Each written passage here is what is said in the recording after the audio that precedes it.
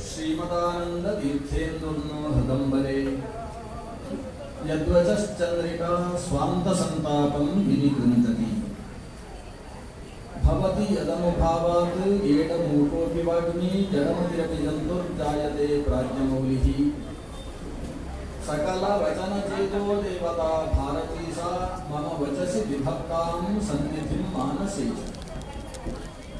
आपादमौलिपर्यन्तं गुरूणाम् आकृतिं स्मरेत् तेन विघ्नाः प्रणश्यन्ति सिद्ध्यन्ति च मनोरथाः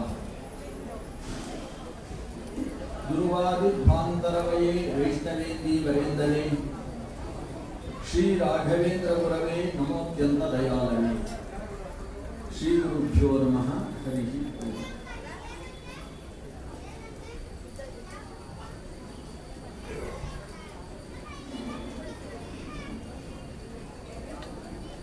ಆರಾಧನೆಯ ಪರ್ವ ಕಾಲದಲ್ಲಿ ರಾಯರ ಮತ್ತೊಂದು ಸ್ವರೂಪವಾದ ಪ್ರಹ್ಲಾದ ಅನ್ನುವ ಸ್ವರೂಪದಿಂದ ಸಮಾಜಕ್ಕೆ ಏನು ಉಪದೇಶ ವಾಕ್ಯಗಳು ಲಭ್ಯವಾಗಿದ್ದಾವೆ ಅನ್ನುವ ಚಿಂತನೆಯನ್ನು ನಾವು ಸುಮಾರು ಒಂದು ಕಾಲು ಗಂಟೆಯ ಕಾಲಾವಧಿಯಲ್ಲಿ ಯಥಾಶಕ್ತಿ ನಡೆಸೋಣ.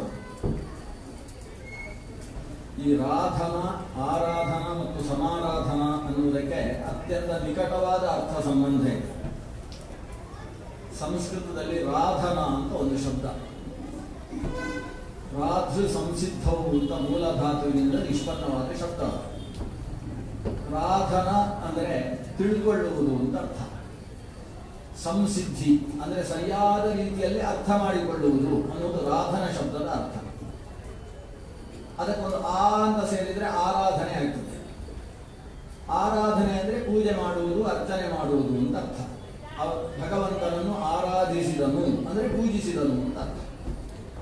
ಅದರ ಹಿಂದೆ ಇನ್ನೊಂದು ಸಂತ ಸೇರಿಸಿದರೆ ಸಮಾರಾಧನಾ ಅಂತ ಆಗ್ತದೆ. ಚೆನ್ನಾಗಿ ಪೂಜಿಸಿದನು ಅಂತ ಅದರ ಅರ್ಥ ಅಲ್ಲ. ಸಮಾರಾಧನೆ ಅಂದರೆ ಚೆನ್ನಾಗಿ ಊಟ ಮಾಡಿದನು ಅಂತ ಅರ್ಥ. ಉಪಸರ್ಗ ಸೇರಿಸಿದಾಗ ಭೋಜನ, ಬ್ರಾಹ್ಮಣ ಸಮಾರಾಧನೆ ಅಥವಾ ಸಾರ್ವಜನಿಕ ಸಮಾರಾಧನೆ ಅಂತ ಈ ಶಬ್ದಗಳಿಗೆ ಭೋಜನ ಮಾಡುವುದು ಅನ್ನುವುದು ಅರ್ಥ.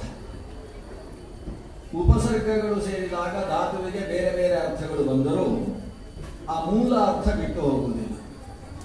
ರಾಧನ ಅಂದರೆ ಚೆನ್ನಾಗಿ ತಿಳಿದುಕೊಳ್ಳುವುದು ಅಂತ ಅರ್ಥ. ಆರಾಧನಾ ಅಂದರೆ ಚೆನ್ನಾಗಿ ತಿಳಿದುಕೊಳ್ಳುವುದಕ್ಕೋಸ್ಕರ ದೇವರನ್ನು, ಗುರುಗಳನ್ನು ಪೂಜಿಸುವುದು ಅಂತ ಅರ್ಥ. ಸಮಾರಾಧನಾ ಅಂದರೆ ಚೆನ್ನಾಗಿ ತಿಳಿಯುವುದಕ್ಕೋಸ್ಕರ ದೇವರನ್ನು, ಗುರುಗಳನ್ನು ಪೂಜಿಸುವುದಕ್ಕೋಸ್ಕರ ಊಟ ಮಾಡುವುದು ಅಂತ ಅರ್ಥ. ಅಂತ ಬರೀ ಊಟ ಮಾಡುವುದನ್ನು ಸಮಾರಾಧನಾ ಅಂತ ಕರೆಯುವುದಲ್ಲ. ಶರೀರದಲ್ಲಿ ಶಕ್ತಿ ಇಲ್ಲ ಅಂತ ಹೇಳಿದರೆ ಭಗವಂತನನ್ನು ತಿಳಿಯುವುದಕ್ಕೆ ಸಾಧ್ಯ ಇಲ್ಲ. ನಾಯಮಾತ್ಮ ಬಲಹೀನೇನ ಲಭ್ಯ ಅಂತ ಉಪನಿಷತ್ತು. ಶಾರೀರಿಕ ಮಾನಸ ಬಲ ಯಾರಿಗಿಲ್ಲವೋ ಅವನಿಂದ ಭಗವಂತನನ್ನು ಅರಿಯುವುದು, ಭಗವಂತನನ್ನು ಒಳಗೆ ಅಚ್ಚುಗೊಳಿಸಿಕೊಳ್ಳುವುದು, ಒಳಗೆ ಅಚ್ಚಾಗಿ ಕುಳಿತ ಭಗವಂತನನ್ನು ಕಾಣುವುದು ಇದು ಸಾಧ್ಯ ಇಲ್ಲ. ಆದ್ದರಿಂದ ಮೊದಲು ಅವನು ಸರಿಯಾಗಿ ತಿನ್ನಬೇಕು. ಸರಿಯಾಗಿ ತಿನ್ನುವುದು ಅಂದರೆ ಕಂಠಮಟ್ಟವೋ ಮೂಗು ಮಟ್ಟವೋ ಅಂತಲ್ಲ ಅರ್ಥ. ತನ್ನ ಶರೀರಕ್ಕೆ ಬಲ ಸಿಗಬೇಕಾದರೆ ಎಷ್ಟು ಬೇಕು? ಹಿತ, ಮಿತ, ಋತ ಭೋಜನವನ್ನು ನಡೆಸುವುದಕ್ಕೆ ಸಮಾರಾಧನಾ ಅಂತ ಹೆಸರು. ಶ್ರೀರಾಯರ ಆರಾಧನಾ ಅಂದರೆ ಸಮಾರಾಧನೆಯ ಜೊತೆಗೆ ನಡೆಯುವಂಥದ್ದು. ಆರಾಧನಾ ಅಂದರೆ ರಾಯರ ಪೂಜೆ, ಗುರುಗಳ ಅರ್ಚನೆ, ಗುರುಗಳಲ್ಲಿ ಪ್ರಾರ್ಥನೆ. ಇದು ಏತಕ್ಕೋಸ್ಕರ? ಆರಾಧನೆಗೋಸ್ಕರ. ಹೀಗೆ ಸಮಾರಾಧನೆಯಿಂದ ಆರಾಧನೆ, ಆರಾಧನೆಯಿಂದ ರಾಧನ ಅಂದರೆ ಭಗವದ್ ವಿಷಯಕವಾದ ಯಥಾರ್ಥ ತತ್ವಜ್ಞಾನವನ್ನು ಪಡೆಯುವುದು. ಆ ದೃಷ್ಟಿಕೋನದಿಂದ ಸಮಾರಾಧನೆಯ ಅಂಗಭೂತವಾಗಿ ಈ ಸಾಯಂಕಾಲದ ಜ್ಞಾನ ಸತ್ರ ನಡೀತಾ ಇದೆ. ಪ್ರಹ್ಲಾದರಾಜರಿಂದ ಲೌಕಿಕ ಉಪದೇಶ ಅನ್ನುವ ಶೀರ್ಷಿಕೆಯ ಅಡಿಯಲ್ಲಿ ಎಷ್ಟು ಸಾಧ್ಯ ಅಷ್ಟು ಚಿಂತನೆಯನ್ನು ನಡೆಸೋಣ. ಹಿರಣ್ಯಕಶಿಪುವಿನ 4 ಜನ ಮಕ್ಕಳಲ್ಲಿ ಪ್ರಹ್ಲಾದನ ಹೆಸರು ಮಾತ್ರ ನಮಗೆಲ್ಲ ನೆನಪಿರುತ್ತದೆ. ಉಳಿದ 3 ಜನರು ಕ್ಲಾದ, ಸಮುಹ್ಲಾದ, ಅನುಹ್ಲಾದ ಅನ್ನುವರನ್ನು ಹೆಚ್ಚು ನಾವು ಆಲೋಚನೆ ಮಾಡುವುದಿಲ್ಲ. ಪ್ರಹ್ಲಾದರಾಜರ ನೆನಪು ಅಷ್ಟು ಗಟ್ಟಿ ಯಾಕೆ ಅಂತ ಹೇಳಿದರೆ ಅವರು ರಾಜ್ಯಭಾರವನ್ನು ದೀರ್ಘಕಾಲದ ತನಕ ನಡೆಸಿದರು ಅನ್ನುವ ಕಾರಣದಿಂದ ಅಲ್ಲ. ಪರಮ ವಿಷ್ಣು ಭಕ್ತನಾಗಿದ್ದುಕೊಂಡು ಲೋಕಕ್ಕೆ ತನ್ನ ನಡೆಯಿಂದ ಹಾಗೂ ನುಡಿಯಿಂದ ಉಪದೇಶವಾಣಿಯನ್ನು ಕೊಟ್ಟು ಲೋಕವನ್ನು ಎತ್ತರಿಸುವುದಕ್ಕೆ ಕಾರಣರಾಗಿದ್ದಾರೆ ಅನ್ನುವುದಕ್ಕೆ ಪ್ರಹ್ಲಾದರಾಜರು ನಮ್ಮೆಲ್ಲರ ಹೃದಯಾಂತರಾಳದಲ್ಲಿ ನೆಲೆಗೊಂಡಿರ್ತಕ್ಕಂಥ ರಾಯರ ವೃಂದಾವನದ ಮುಂದೆ ಪ್ರಹ್ಲಾದರಾಯರು ಹೀಗೆ ಕೈ ಮುಗಿದು ನಿಂತಿರ್ತಾರೆ. ಈ ಕೈ ಮುಗಿದು ನಿಲ್ಲುವಂತಹ ಸ್ವರೂಪ ಏನಿದೆ ಅದು ದಾಸ್ಯ ಭಕ್ತಿಯನ್ನು ಸೂಚನೆ ಮಾಡುವಂತಹ. ಭಗವದ್ ವಿಷಯಕ ಭಕ್ತಿಯಲ್ಲಿ ಅನೇಕ ಪ್ರಭೇದಗಳಿದ್ದಾರೆ. ಸಖ್ಯ ಭಕ್ತಿ, ದಾಸ್ಯ ಭಕ್ತಿ, ಕೀರ್ತನ ಶ್ರವಣಾದಿ ಭಕ್ತಿಗಳು, ಹೀಗೆ ಭಿನ್ನ ಭಿನ್ನವಾದ ಸ್ತರಗಳಿದ್ದಾವೆ. ದಾಸ್ಯ ಭಕ್ತಿ ಅಂದರೆ ದೇವರಿಗೆ ಯಾವತ್ತೂ ಕೈ ಮುಗಿದು ತಲೆ ಬಗ್ಗಿಸಿ ನಿಲ್ಲುವಂತಹ ವ್ಯಕ್ತಿತ್ವ. ಮುಖ್ಯ ಪ್ರಾಣರನ್ನು ನೋಡಿದಾಗ ನಮಗೆ ಅರ್ಥವಾಗ್ತದೆ. ಮುಖ್ಯ ಪ್ರಾಣದೇವರನ್ನು ನೋಡುವುದಾದರೆ ಒಂದು ಬಲಸ್ವರೂಪಿಯಾಗಿ ನಾವು ನೋಡ್ತೇವೆ, ಒಂದು ಪರ್ವತವನ್ನು ತಲೆಯ ಮೇಲೆ ಎತ್ತಿಕೊಂಡಂತಹ ಸ್ವರೂಪದಲ್ಲಿ. ಅದು ಇಲ್ಲದೆ ಹೋದರೆ ಭಗವಂತನ ಮುಂದೆ ಕೈ ಮುಗಿದು ನಿಂತ ಸುಕೃತಾಂಜಲಿಂ ತಂ ಪ್ರಾಣಂ ಯಥೇಷ್ಟತನು ಉನ್ನತ ಕರ್ಮ ಶಕ್ತಿಯಿಂದ. ಸುಕೃತಾಂಜಲಿ, ಎರಡೂ ಕೈಗಳನ್ನು ಭಕ್ತಿ ಪರವಶನಾಗಿ ದೇವರ ಮುಂದೆ ಮುಗಿದು ನಿಂತಿರುವ ವ್ಯಕ್ತಿತ್ವ ಪ್ರಾಣ ತತ್ವ. ಪ್ರಹ್ಲಾದ ತತ್ವವು ಕೂಡ ಅದೇ ರೀತಿ ಕೈ ಮುಗಿದು ನಿಂತಿರತಕ್ಕಂತಹ ಸ್ವರೂಪ. ಯಾಕಂದರೆ ಭಗವಂತನಲ್ಲಿ ದಾಸ್ಯ ಭಕ್ತಿಯಿಂದ ಎತ್ತರಕ್ಕೆ ಏರಿರತಕ್ಕಂತಹ ಸ್ವರೂಪ ಪ್ರಹ್ಲಾದರಾಜ ಅನ್ನುವ ಸ್ವರೂಪ.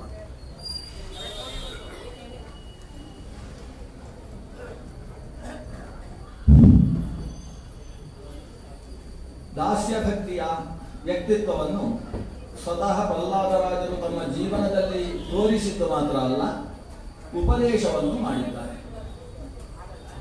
ದಾಸ್ಯ ಸ್ವರೂಪ ಹೇಗಿರ್ತದೆ ಅಂತ ಹೇಳಿದ್ರೆ, ನಮಗೆ ಕೆಲವು ಸಲ ದಾಸ್ಯ ಅಂತ ಹೇಳಿದ್ರೆ ಇದೇನೋ ನಮ್ಮನ್ನು ನಾವು ಚಿಕ್ಕದು ಮಾಡಿಕೊಳ್ಳುವುದು ಅಂತ ಅನ್ನಿಸುವ ಸ್ಥಿತಿ. ಮಾನಸವಾಗಿ ಯಾರೂ ಯಾರ ದಾಸನೂ ಆಗಿರಬಾರದು ಅನ್ನುವುದು ಒಂದು ಹೆಮ್ಮೆ. ವಸ್ತುತಃ ಅದು ಸರಿಯಾದದ್ದು.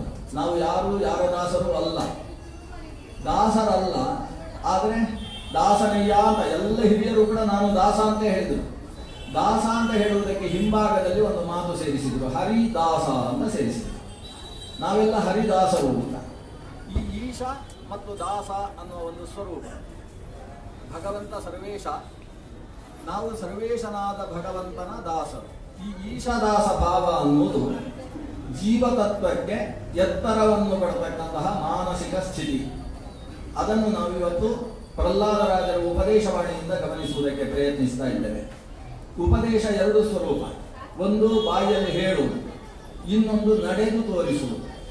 ಬಾಯಲ್ಲಿ ಹೇಳುವ ಉಪದೇಶ ಅದು ಎಷ್ಟು ಪರಿಣಾಮವನ್ನು ಬೀರುತ್ತೋ ಅದಕ್ಕಿಂತ 10 ಪಟ್ಟು 100 ಪಟ್ಟು ಹೆಚ್ಚು ಪರಿಣಾಮವನ್ನು ಬೀರುವಂತಹದ್ದು ತಮ್ಮ ನಡೆ. ನುಡಿಗಿಂತ ನಡೆ ಹೆಚ್ಚು ಪರಿಣಾಮಕಾರಿ. ರಾಮಚಂದ್ರನ ನುಡಿ ಬಹಳ ಕಡಿಮೆ, ಆದರೆ ನಡೆ ಇವತ್ತು ರಾಮನ ಹಾಗಿರ್ಬೇಕಪ್ಪ, ರಾವಣನ ಹಾಗಿರಬಾರ್ದು ಅಂತ ಪ್ರತಿಯೊಬ್ಬರ ಮನಸ್ಸಿನಲ್ಲೂ ಅಚ್ಚೊತ್ತುವ ಮನಸ್ಥಿತಿ ಬರ್ತದಲ್ಲ, ಅದು ಶ್ರೀರಾಮಚಂದ್ರ ನಡೆಯಿಂದ ಲೋಕಕ್ಕೆ ಉಪದೇಶ ಮಾಡಿದ್ದು. ಕೃಷ್ಣ ನುಡಿಯಿಂದ ಲೋಕಕ್ಕೆ ಉಪದೇಶ ಮಾಡಿದ್ದಾನೆ. ಪ್ರಹ್ಲಾದರಾಜರ ಉಪದೇಶದಲ್ಲಿ ಎರಡು ಸ್ವರೂಪವೂ ಇದೆ, ನಡೆಯ ಉಪದೇಶ, ನುಡಿಯ ಉಪದೇಶ. ಮೊದಲು ನಡೆಯಿಂದ ಸ್ವಲ್ಪ ಆಲೋಚನೆ ಮಾಡುವ. ಭಗವಂತನ ಪರಮ ಭಕ್ತ, ಭಾಗವತೋತ್ತಮ ಪ್ರಹ್ಲಾದರಾಜ. ತಾನು ಪ್ರಾಣ ಹೋಗುವ ಸ್ಥಿತಿ ಬಂದರೂ ಕೂಡ ದೇವರನ್ನು ಬಿಡಲಿಲ್ಲ. ಸಾಮಾನ್ಯವಾಗಿ ಭಗವಂತನಲ್ಲಿ ಯಾರು ಭಕ್ತರಿರ್ತಾರೆ ಅವರು ಲೌಕಿಕವಾದ ಅನೇಕ ವಿಷಯಗಳನ್ನು, ಅನೇಕ ವಿಚಾರಗಳನ್ನು ದೂರ ಇಡ್ತಾರೆ. ಲೌಕಿಕ ವಿಚಾರಗಳನ್ನು ದೂರ ಇಟ್ಟಷ್ಟು ಸುತ್ತಮುತ್ತಲು ಇರತಕ್ಕಂತಹ ಜನರಿಗೆ ಅವ ಅಂತ ಹೇಳಿದರೆ ಕಿರಿಕಿರಿ ಆಗಲಿಕ್ಕೆ ಪ್ರಾರಂಭ ಆಗ್ತದೆ. ಇದೆಲ್ಲ ಕಡೆಯಲ್ಲಿರುವಂಥದ್ದು. ಮನೆಯಲ್ಲಿ ಸ್ವಲ್ಪ ದೇವರ ಪೂಜೆ ಜಾಸ್ತಿ ಮಾಡುವ ವ್ಯಕ್ತಿ ಒಬ್ಬ ಇದ್ದಾನೆ ಅಂದರೆ ಉಳಿದವರಿಗೆಲ್ಲ ಟಿವಿ ಜೋರ ಹಾಕಬೇಕು ಅಂತ ಮನಸ್ಸಾಗಿದೆ. ತಮ್ಮ 4 ಮೊಬೈಲ್ಗಳನ್ನು ಅವನು ಪೂಜೆ ಮಾಡುವ ಜಾಗದಲ್ಲೇ ಲಿಂಗ ಹಾಗಿಡಬೇಕು ಅಂತ ಮನಸ್ಸಾಗಲಿ. ಇದು ದೇವತಾರಾಧನೆ, ಭಗವಂತನ ಕುರಿತಾದ ಚಿಂತನೆ, ಇದನ್ನೆಲ್ಲ ಮಾಡುವವರು ಒಬ್ಬರೋ ಇಬ್ಬರೋ ಮನೆಯಲ್ಲಿದ್ದರೆ, ಇನ್ನು ಉಳಿದವರು 4-8 ಜನ ಇದ್ರು ಅಂತಾದರೆ ಅವರಿಗೆ ಇವರನ್ನು ಕಂಡ್ರೆ ಆಗುವುದಿಲ್ಲ. ಇದು ಎಲ್ಲ ಕಡೆಯಲ್ಲಿರುವಂತಹ ಸ್ಥಿತಿ. ಪ್ರಹ್ಲಾದನ ಸ್ಥಿತಿಯು ಕೂಡ ಹಾಗೆ ಅಲ್ಲ. ಪ್ರಹ್ಲಾದ ನಿರಂತರ ಭಗವತ್ ತತ್ವ ಚಿಂತಕ ವ್ಯಕ್ತಿ. ಆತನ ಸುತ್ತಮುತ್ತ ಇರುವವರೆಲ್ಲ ಅವನನ್ನು ದ್ವೇಷಿಸುವ ರೀತಿಯಲ್ಲಿ. ನಮಗೆ ಪ್ರಮುಖವಾಗಿ ಕಾಣಿಸುವುದು ರಾಜನಾದಂತಹ ಹಿರಣ್ಯಕಶಿಪು, ಸಾಕ್ಷಾತ್ ಆತನ ತಂದೆ. ವಿಷ್ಣು ಭಕ್ತನಿಗೆ ಅಥವಾ ಭಗವದ್ ಭಕ್ತನಿಗೆ ನಿರಂತರ ತೊಂದರೆ ಇರುತ್ತದೆ ಅನ್ನುವುದಕ್ಕೆ ಒಬ್ಬ ದೃಷ್ಟಾಂತ ಪ್ರಹ್ಲಾದ. ಅದರಿಂದ ನಮಗೆ ಭಗವದ್ ವಿಷಯಕ ಚಿಂತನೆಯಲ್ಲೋ ಭಗವಂತನ ಕುರಿತಾದ ಆರಾಧನೆಯಲ್ಲೋ ನಿರಂತರ ತೊಂದರೆಗಳು ಎದುರಾದಾಗ ನಾವು ಪ್ರಹ್ಲಾದನನ್ನು ನೆನೆಸಿಕೊಳ್ಳಬೇಕು, ರಾಯರನ್ನು ನೆನೆಸಿಕೊಳ್ಳಬೇಕು. ಎಷ್ಟು ತೊಂದರೆ ಬಂದರೂ ಕೂಡ ಅವರು ಭಗವದ್ ವಿಷಯಕ ಚಿಂತನೆಯನ್ನು ಬಿಟ್ಟರು. ನಮಗಂತೂ ಈ ಪ್ರಹ್ಲಾದನಿಗೆ ಬಂದಷ್ಟು ತೊಂದರೆ ಸುತರಾಂ ಬರುವುದಕ್ಕೆ ಸಾಧ್ಯ ಇಲ್ಲ. ಏನು ಆನೆಗಳ ಕಾಲ ಕೆಳಗೆ ಹಾಕುವುದಂತೆ, ಸರ್ಪಗಳ ಮಧ್ಯದಲ್ಲಿ ಕಚ್ಚುವುದಕ್ಕೋಸ್ಕರ ಬಿಡುವುದಂತೆ. ಸರ್ಪಗಳು ಇವರಿಗೆ ಕಚ್ಚಲಿಲ್ಲ ಅಂತ ಆದಾಗ ಆ ಸರ್ಪಗಳಿಗೆ ಇನ್ನೊಂದು ಸರ್ಪದಿಂದ ಕಚ್ಚಿಸಿ ಅವನ ಮೇಲೆ ಸರ್ಪಗಳನ್ನು ಬಿಡುವುದಂತೆ. ಏನೆಲ್ಲ ಮಾಡಿದ್ರು. ಕೊನೆಗೆ ಪ್ರಹ್ಲಾದನನ್ನು ಒಂದು ಗೋಣಿಯಲ್ಲಿ ಹಾಕಿ ಗೋಣಿಯನ್ನು ಕಟ್ಟಿ ಆ ಗೋಣಿಯನ್ನು ಇನ್ನೊಂದು ಗೋಣಿಯಲ್ಲಿ ಹಾಕಿ ಅದನ್ನು ಕಬ್ಬಿಣದ ಪೆಟ್ಟಿಗೆಯಲ್ಲಿ ಹಾಕಿ ಆ ಕಬ್ಬಿಣದ ಪೆಟ್ಟಿಗೆಗೆ ನಾನಾ ರೀತಿಯ ಅರ್ಗಲ ಕೀಲಕಗಳನ್ನೆಲ್ಲ ಹಾಕಿಸಿ ಅದರ ಸುತ್ತ ಸರಪಳಿಯಿಂದ ಸುತ್ತಿಸಿ ಅದನ್ನು ಮತ್ತೊಂದು ಚರ್ಮದ ಗೋಣಿಯಲ್ಲಿ ಹಾಕಿ ಅದನ್ನು ಮತ್ತೆ ಚರ್ಮದ ನಾರುಗಳಿಂದ ಕಟ್ಟಿಸಿ ಅದನ್ನು ಸಮುದ್ರದ ಆಳದಲ್ಲಿ ಹೋಗಿ ಬಿಸಾಡಿಸಿದ್ರಂತೆ. ಹಾಗೆ ಬಿಸಾಡಿಸಿದ್ದು ಸಾಯಂಕಾಲ ಸುಮಾರು ಈಗ 6 ಆಯಿತು, ಸುಮಾರು 4 ಗಂಟೆ ಹೊತ್ತಿಗಿರಬೇಕು. ಇವನಿಗೆ ಗಂಟೆ 6 ಆದಾಗ ಗೊತ್ತಾಯಿತು ಆ ಕತ್ತಲೆಯಲ್ಲೂ ಕೂಡ ಸಮುದ್ರದ ಆಳದಲ್ಲಿದ್ದವ ಇದು ಸಂಧ್ಯಾಕಾಲ ಪ್ರಾಪ್ತಿ ಆಯ್ತಲ್ವಾ ಅಂತ. ಅಲ್ಲೇ ಈ ಕೆಲವರಿಗೆ ಸಂಧ್ಯಾಕಾಲ ಬಂದಾಗ ಅಲಾರಂ ಇಡಬೇಕಾಗ್ತದೆ. ಆದರೆ ನಿರಂತರ ಬೆಳಗ್ಗೆ 4 ಗಂಟೆಗೆ ಏಳತಕ್ಕಂತಹ ವ್ಯಕ್ತಿಗೆ ಅಲಾರಂ ಬೇಕು ಅಂತಿಲ್ಲ. ಆ ಕಾಲ ಅವನನ್ನು ಒಳಗಿನಿಂದ ಸಾಕ್ಷಿ ಸುಪ್ತ ಪ್ರಜ್ಞೆ ಅದು ಆತನನ್ನು ಎಬ್ಬಿಸಿ ಬಿಡುತ್ತದೆ. ಹಾಗೆ ಪ್ರಹ್ಲಾದನಿಗೆ ಸಮುದ್ರದ ಆಳದಲ್ಲಿದ್ದವನಿಗೆ ಸಂಧ್ಯಾಕಾಲ ಸಮೀಪಿಸಿತಲ್ವಾ ಅಂತ ಎಚ್ಚರವಾಗಿ ಅಲ್ಲೇ ಕೂತು ಒಂದು ಸಂಧ್ಯಾವಂದನೆಯನ್ನು ಮಾಡಿಬಿಡ್ತಾನಂತೆ. ಯಾಂ ಸದಾ ಸರ್ವಭೂತಾನಿ ಸ್ಥಾವರಾಣಿ ಚರಾಣಿ ಚ ಸಾಯಂ ಪ್ರಾತರ್ನಮಸ್ಯಂತಿ ಸಾಮಾಂ ಸಂಧ್ಯಾವಿರಕ್ಷತು. ಇದು ಪ್ರಹ್ಲಾದ ಮಾಡಿದ ಸಂಧ್ಯಾವಂದನೆ ಅಂತ ಪುರಾಣ ಸಾಹಿತ್ಯ ನಿರೂಪಣೆ ಮಾಡ್ತದೆ. ಅಂದರೆ ಶುಚಿರುವಾಪಿ ಕಾಲೇ ಸಂಧ್ಯಾಂ ಸಮಾಚನೆ. ಯಾವ ಕಾಲದಲ್ಲಿ ಭಗವತ್ ಚಿಂತನೆ ನಡೆಸಬೇಕು ಅಂತ ಶಾಸ್ತ್ರ ಹೇಳ್ಬೋದು. ಸೂರ್ಯ ಉದಯಿಸತಕ್ಕಂತಹ ಕಾಲ, ಸೂರ್ಯ ಅಸ್ತಮಿಸತಕ್ಕಂತಹ ಕಾಲ, ಆ ಕಾಲದಲ್ಲೇ ಒಂದು ವಿಶೇಷತೆ ಇದೆ. ಆ ಕಾಲಕ್ಕೆ ಸಂಧ್ಯಾ ಅಂತ ಹೆಸರು. ಆ ಕಾಲಕ್ಕೆ ನಿಯಾಮಕವಾದಂತಹ ಅನೇಕ ಭಗವತ್ ಸ್ವರೂಪಗಳಿದ್ದಾವೆ. ಅವೆಲ್ಲ ಆ ಕಾಲದಲ್ಲಿ ನಡೆಸುವ ಸಾತ್ವಿಕವಾದ ಚಿಂತನೆಯಿಂದ ಒಳಗಿನಿಂದ ಸಾತ್ವಿಕ ಶಕ್ತಿ ವೃದ್ಧಿಯಾಗುವ ಹಾಗೆ ಮಾಡುತ್ತವೆ. ಈ ದೃಷ್ಟಿಯಿಂದ ಆ ಕಾಲದಲ್ಲಿ ಅದು ಯಜ್ಞೋಪವೀತ ಹಾಕಿದ ವ್ಯಕ್ತಿ ಅರ್ಘ್ಯ ಪ್ರದಾನಾದಿ ವಿಧಿಗಳನ್ನು ಅನುಷ್ಠಾನ ಮಾಡಿದರೆ ಇತರರು ಕೂಡ ಭಗವಂತನ ಮುಂದೆ ಒಂದು ಊದಿನ ಕಡ್ಡಿಯನ್ನು ದೀಪವನ್ನು ಹಚ್ಚಿ ಮುಂದೆ ಕೂತು ತಾಳ ಕಟ್ಟಿ ಒಂದು 4 ಪದ್ಯಗಳನ್ನು ಹೇಳ್ತಕ್ಕಂತಹ ಪರಿಶುದ್ಧವಾದ ಕಾಲ. ಇವತ್ತಿಗೂ ಹಳ್ಳಿಯಲ್ಲಿ ಅದೇ ಸಂಪ್ರದಾಯ ಉಳಿದಿದೆ. ಈ ಪಟ್ಟಣದಲ್ಲಿ ಮಾತ್ರ ಸಮಸ್ಯೆ ಆಗುತ್ತೆ. ರಸ್ತೆಗಳು ಯಾವ ಹೊತ್ತಿಗೂ ಖಾಲಿ ಇಲ್ಲದೆ ಇರುವ ಸ್ಥಿತಿ ಇದ್ದಿದ್ರೆ ಅದು ಪಟ್ಟಣ ಮಾತ್ರ. ಸಂಧ್ಯಾಕಾಲದಲ್ಲೂ ತುರಿಸೋದಿಲ್ಲ ಅನ್ನುವ ಸ್ಥಿತಿ ಇಲ್ಲಿ ಬಂದಿರುವಂತದ್ದು. ಆದರೆ ಆ ಕಾಲದಲ್ಲಿ ಭಗವತ್ ವಿಷಯಕ ಚಿಂತನೆ ನಡೆಸಬೇಕು ಅನ್ನುವ ಸಂದೇಶ ಈ ಪ್ರಹ್ಲಾದ ರಾಜನ ನಡೆಯಿಂದ ನಮಗೆ ಬರ್ತದೆ. ಸಮುದ್ರದ ಆಳದಲ್ಲಿ ಕೈಕಾಲು ಕಟ್ಟಿದ್ರೂ ಕೂಡ ನಮಗೆ ಭಗವತಾರಾಧನೆ ಮಾಡುವುದಕ್ಕೆ ಕೈ ಬೇಕು ಅಂತಿಲ್ಲ, ಪಂಚಪಾತ್ರೆ ಬೇಕು ಅಂತಿಲ್ಲ, ನೀರು ಬೇಕು ಅಂತಿಲ್ಲ. ಏನು ಇದೆ ಅಷ್ಟರಲ್ಲಿ ನಡೆಸುವುದಕ್ಕಾಗುತ್ತೆ. ಕೈ ಕಟ್ಟಿ ಗೋಣಿ ಚೀಲದ ಒಳಗೆ ಕುಳಿತ ಗರ್ಭದಲ್ಲಿದ್ದ ಶಿಶುವಿನ ಪರಿಸ್ಥಿತಿಯನ್ನು ಪಡೆದಿದ್ದಂತಹ 5 ವರ್ಷದ ಹಸುಳೆ ಆ ಹೊತ್ತಿಗೆ ಅಲ್ಲಿ ಭಗವಂತನ ಕುರಿತಾದ ಪ್ರಾರ್ಥನೆಯನ್ನು ನಡೆಸಿದ. ಅದು ಹೇಗೆ? ಯಾಂ ಸದಾ ಸರ್ವಭೂತಾನಿ ಸ್ಥಾವರಾಣಿ ಚರಾಣಿ ಚ ಸಾಯಂ ಪ್ರಾತರ್ನಮಸ್ಯಂತಿ. ಯಾವ ಭಗವತ್ ಸ್ವರೂಪವನ್ನು ಬರೀ ಚೇತನಗಳು ಮಾತ್ರ ಭಗವಂತನನ್ನು ಸಂಧ್ಯಾಕಾಲದಲ್ಲಿ ನಮಿಸುವುದಲ್ಲ, ಸ್ಥಾವರಾಣಿ ವೃಕ್ಷಗಳೂ ಕೂಡ ನೋಡುವ ಕಣ್ಣಿದ್ರೆ ನಾವು ಸ್ವಲ್ಪ ತೆಗೆದು ನೋಡಬೇಕು. ಸೂರ್ಯ ಅಸ್ತಂಗತನಾಗುವ ಕಾಲದಲ್ಲಿ ಮರಗಳು ಹೇಗಿರ್ತವೆ ನಮಗೆ ಪುರುಸೊತ್ತೇ ಇಲ್ಲ. ಮರಗಳು ಬಿಡಿ, ಆಕಾಶದಲ್ಲಿ ಚಂದ್ರ ನಕ್ಷತ್ರ ಮೋಡ ಯಾವುದನ್ನು ನೋಡುವುದಕ್ಕೂ ಪುರುಸೊತ್ತಿಲ್ಲ ನಮಗೆ. ಚಿಕ್ಕ ಮಕ್ಕಳ ಹತ್ರ ಚಂದ್ರ ಎಲ್ಲಿದ್ದಾನೆ ಅಂತ ಹೇಳಿದ್ರೆ ಮೊನ್ನೆ ನಾನು ಟಿವಿಯಲ್ಲಿ ನೋಡಿದ್ದೆ ಅಂತ ಹೇಳ್ತಾರೆ. ಅವುಗಳಿಗೆ ಚಂದ್ರ ಆಕಾಶದಲ್ಲಿ ಇರುವುದೂ ಗೊತ್ತಿಲ್ಲ ಅನ್ನುವ ಪರಿಸ್ಥಿತಿ ಬರ್ತಾ ಇದ್ದಾನೆ. ಪ್ರಕೃತಿಯನ್ನು ಗಮನಿಸಿದ್ರೆ ಆ ಸಂಧ್ಯಾ ಕಾಲದಲ್ಲಿ ವೃಕ್ಷಗಳು, ಲತೆಗಳು, ಪೊದರುಗಳು ಕೂಡ ಶಾಂತವಾಗಿ ನಿಂತು ತಾವು ಭಗವಂತನ ಚಿಂತನೆ ಮಾಡ್ತಾ ಇದ್ದಾವೋ ಅನ್ನುವ ಹಾಗೆ ನಿಂತಿರ್ತಾರೆ. ಚರಾಣಿಚ ಸಾಯಂಕಾಲದ ಹೊತ್ತು ನದಿಯಲ್ಲಿ ಅರ್ಘ್ಯ ಕೊಡುವುದಕ್ಕೆ ನೀವು ನೀರೆತ್ತುವುದಕ್ಕೆ ನೋಡಿದ್ರೆ ಆ ನೀರಿನ ಮಧ್ಯದಲ್ಲಿರುವ ಮೀನುಗಳು ಕೂಡ ಶಾಂತವಾಗಿ ಏನೋ ಧ್ಯಾನ ಮಾಡ್ತಾ ಇರುವ ಹಾಗೆ ಅನಿಸುತ್ತೆ. ಸ್ಥಾವರಾಣಿ ಚರಾಣಿ ಚ ಯಾಂ ಸದಾ ಸರ್ವಭೂತಾನಿ ಸಾಯಂ ಪ್ರಾತರ್ ನಮಸ್ಯಂತಿ. ಸಾಯಂಕಾಲ ಪ್ರಾತಃ ಕಾಲದಲ್ಲಿ ಎಲ್ಲವೂ ಯಾವ ಪರಮಾತ್ಮನನ್ನು ನಮಸ್ಕಾರ ಮಾಡ್ತಾರೋ ಅಂತಹ ಸಂಧ್ಯಾಂತ ಕಲಿಸಿಕೊಂಡ ಭಗವಂತ ಲೋಕವನ್ನು ನಮ್ಮನ್ನು ರಕ್ಷಣೆ ಮಾಡಲಿ ಅಂತ ಹೇಳಿ ತಾನು ಸಮುದ್ರದ ಆಳದಲ್ಲಿ ಭಗವಂತನನ್ನು ಪ್ರಾರ್ಥಿಸ್ತಾನೆ. ಅಂದ್ರೆ ಒಂದು ಕಾಲ ಅಂತಿದೆ. ಆ ಕಾಲದಲ್ಲಿ ಭಗವಂತನ ಚಿಂತನೆ ನಡೆಸುವುದು ಪ್ರತಿಯೊಬ್ಬನ ಕರ್ತವ್ಯ. ಅಹರಹ ಸಂಧ್ಯಾ ಮುಪಾಸೀತ ಅಂತ ವೇದ ಹೇಳುವುದೇನಿದೆ ಅದು ಸಮಗ್ರ ನಾಗರಿಕನಿಗೆ ಸಂಬಂಧಪಟ್ಟ ಒಂದು ಕರ್ತವ್ಯ. ಅಧ್ಯಾತ್ಮದ ನಮಗಿಂತ ವಿಶಿಷ್ಟವಾದ ಶಕ್ತಿಯ ಬಗ್ಗೆ ನೆಚ್ಚಿ ಅದನ್ನು ನಂಬಿ ಅದಕ್ಕೆ ಒಂದು ಕಾಲದಲ್ಲಿ ಕೈ ಮುಗಿಯುವ ಕೆಲಸ ಪ್ರತಿಯೊಬ್ಬರೂ ನಡೆಸಬೇಕು ಅನ್ನುವುದು ಪ್ರಹ್ಲಾದ ಕೊಟ್ಟಂತಹ ಒಂದು ಸಂದೇಶ. ಅದು ತನ್ನ ನಡೆಯಿಂದ ತೋರಿಸಿದ ಉಪದೇಶ. ಇಂತಹ ಕಷ್ಟ ಯಾರಿಗೆ ಬರ್ತದೆ? ನಾವು ಸಾಮಾನ್ಯ ಒಂದು ಪುಟ್ಟ ಆಫೀಸ್ನಲ್ಲಿ ಟೆನ್ಷನ್ ಆಯಿತು ಅಂದರೆ ಸಂಧ್ಯಾವಂದನೆಗೆ ಒಂದು ಲೋಪ, ಸಾಯಂಕಾಲದ ಭಜನೆಗೆ ಇವತ್ತು ಲೋಪ, ಯಾಕಂದ್ರೆ ಸಿಕ್ಕಾಪಟ್ಟೆ ಟೆನ್ಷನ್, ಇವತ್ತು ಭಜನೆಗೆ ಬೇರೆ ಏನು ಬೇಡ ಎಲ್ಲ ನಿಲ್ಲಿಸ್ಬಿಡು. ಎಂಥ ಸಮಸ್ಯೆ ಬಂದರೂ ಭಗವತ್ ಚಿಂತನೆಯನ್ನು ಬಿಡಬಾರದು. ಇದರ ಕೊನೆ ಎಲ್ಲಿಗೆ ಹೋಗ್ತದೆ? ನೀವು ಭಗವತ್ ಚಿಂತನೆಯಲ್ಲಿ ರೂಢ ಮೂಲರಾಗಿ ಅನನ್ಯ ಚಿಂತನೆಯಿಂದ ಅವನು ಅನಾಥ ರಕ್ಷಕ ಅನ್ನುವ ದೃಢ ನಿರ್ಧಾರ ನಿಮ್ಮಲ್ಲಿದ್ರೆ ನಿಮಗೆ ಅವ ರಕ್ಷಣೆ ಕೊಟ್ಟೇ ಕೊಡ್ತಾನೆ ಅನ್ನೋದಕ್ಕೆ ಪ್ರಹ್ಲಾದ ರಾಜನ ಜೀವನ ವೃತ್ತಾಂತ ಸಾಕ್ಷಿಯಾಗಿ ನಿಲ್ತದೆ. ಕತ್ತರಿಸುವುದಕ್ಕೆ ಕತ್ತಿ ಎತ್ತಿ ಕೈಯನ್ನು ಕತ್ತರಿಸಿದ್ರು ಅದು ಉಕ್ಕಿನ ಸಲಾಕೆಗೆ ಪೆಟ್ಟು ಹೊಡೆದ ಹಾಗೆ ಕತ್ತಿಯೇ ಸುಕ್ಕುಗಟ್ಟಿದೆ ಹೊರತು ಕೈ ತುಂಡಾಗುವುದಿಲ್ಲ. ಸರ್ಪಗಳು ಹತ್ತಿರಕ್ಕೆ ಬಂದು ಮಾಲೆಯ ಹಾಗೆ ಮೈ ಮೇಲೆ ಒರಸಿ ತನಗೆ ತಂಪು ಕಚಗುಳಿ ಇಟ್ಟು ದೂರಕ್ಕೆ ಹೋಗ್ತಾವೆ ಹೊರತು ಅವರನ್ನು ಮುಟ್ಟುವುದಕ್ಕೆ ಸರ್ಪಗಳು ಕೂಡ ಹತ್ತಿರಕ್ಕೆ ಬರುವುದಿಲ್ಲ. ಗಜಗಳು ದೂರ ಓಡಿ ಹೋದವು, ಅಗ್ನಿಯೂ ಕೂಡ ತಂಪಾಗಿ ಹೋಯಿತು, ಪರ್ವತದಿಂದ ಕೆಳಕ್ಕೆ ಬೀಸಿದಾಗ ಹೂವಿನ ಹಾಸಿಗೆಯಲ್ಲಿ ಪರ್ಯಂಕದಲ್ಲಿ ತೂಗಿದ ಹಾಗಾಗಿ ಹೋಯಿತು, ಸಮುದ್ರದಲ್ಲಿ ಎತ್ತಿ ಬಿಸಾಡಿದರೆ ಆತನ ತೊಡಗಿಂತ ಮೇಲೆ ನೀರು ಏರಲಿಲ್ಲ.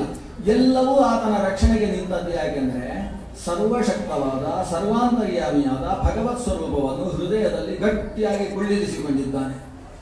ಎಂತಹ ಕಷ್ಟದಲ್ಲೂ ರಕ್ಷಣೆಗೆ ನಾನಿದ್ದೇನೆ. ಹಾ ಕೃಷ್ಣ ದ್ವಾರಕಾವಾಸಿನ್ ಅಂತ ಆ ಕುರುಕುಲದ ಸಭೆಯಲ್ಲಿ ಗುರುಕುಲದ ಸೊಸೆಯಾದಂತಹ ದ್ರೌಪದಿ ದೇವಿ ಜೋರಾಗಿ ಕೈಯೆತ್ತಿ ಕೂಗಿದಾಗ ಅಕ್ಷಯಾಂಬರವನ್ನಿತ್ತು ಕಾಪಾಡಿದಂತಹ ಭಗವತ್ ಸ್ವರೂಪ ಅನನ್ಯ ಚಿಂತನೆಗೆ ಒಲಿದು ರಕ್ಷಣೆ ಕೊಡುತ್ತದೆ ಅನ್ನುವ ವಿಶ್ವಾಸ ಪ್ರತಿಯೊಬ್ಬರಲ್ಲೂ ಅತ್ಯಪೇಕ್ಷಿತ ಅನ್ನುವ ಉಪದೇಶವನ್ನು ನಡೆಯಿಂದ ತೋರಿಸಿಕೊಟ್ಟವ ಪ್ರಹ್ಲಾದ ರಾಜ. ಅಂತಹ ಪ್ರಹ್ಲಾದ ಗುರುಕುಲಕ್ಕೆ ಸೇರಿದ್ನ. ಗುರುಕುಲದಲ್ಲಿ ಗುರುಗಳು ಎಡವಟ್ಟು ಪಾಠ ಮಾಡುವುದಕ್ಕೆ ಶುರು ಮಾಡಿದ್ದಾರೆ. ಅವರ ಹೆಸರು ಕೂಡ ಎಡವಟ್ಟೆ, ಷಂಡಾಮರ್ಕ ಅಂತ ಹೆಸರು. ಯಾರು ಈ ಶುಕ್ರಾಚಾರ್ಯರಂತಹ ಮಹಾಮೇಧಾವಿ ಆ ಮಕ್ಕಳಿಗೆ ಇಟ್ಟ ಹೆಸರಿದು. ಷಂಡ ಮತ್ತು ಮರ್ಕ ಇಬ್ಬರು ಸೇರಿದ್ರೆ ಷಂಡಾಮರ್ಕ ಅಂತ ಒಂದು ದೀರ್ಘ ಬೇರೆ ಬರ್ತದೆ. ಇವರಿಬ್ಬರು ಸೇರಿ ಇವನಿಗೆ ವಿಚಿತ್ರ ಪಾಠ ಹೇಳಿದೆ. ಇವನು ಮಧ್ಯದಲ್ಲಿ ಪ್ರಶ್ನೆ ಮಾಡಿದ, ಇದೇನೋ ನನಗೆ ತಲೆಗೆ ಹೋಗ್ತಾ ಇಲ್ಲ, ನೀವು ಹೇಳುವ ವಿಷಯ ಅಷ್ಟು ಸರಿ ಇಲ್ಲ ಅಂತ ಅನಿಸ್ತದೆ.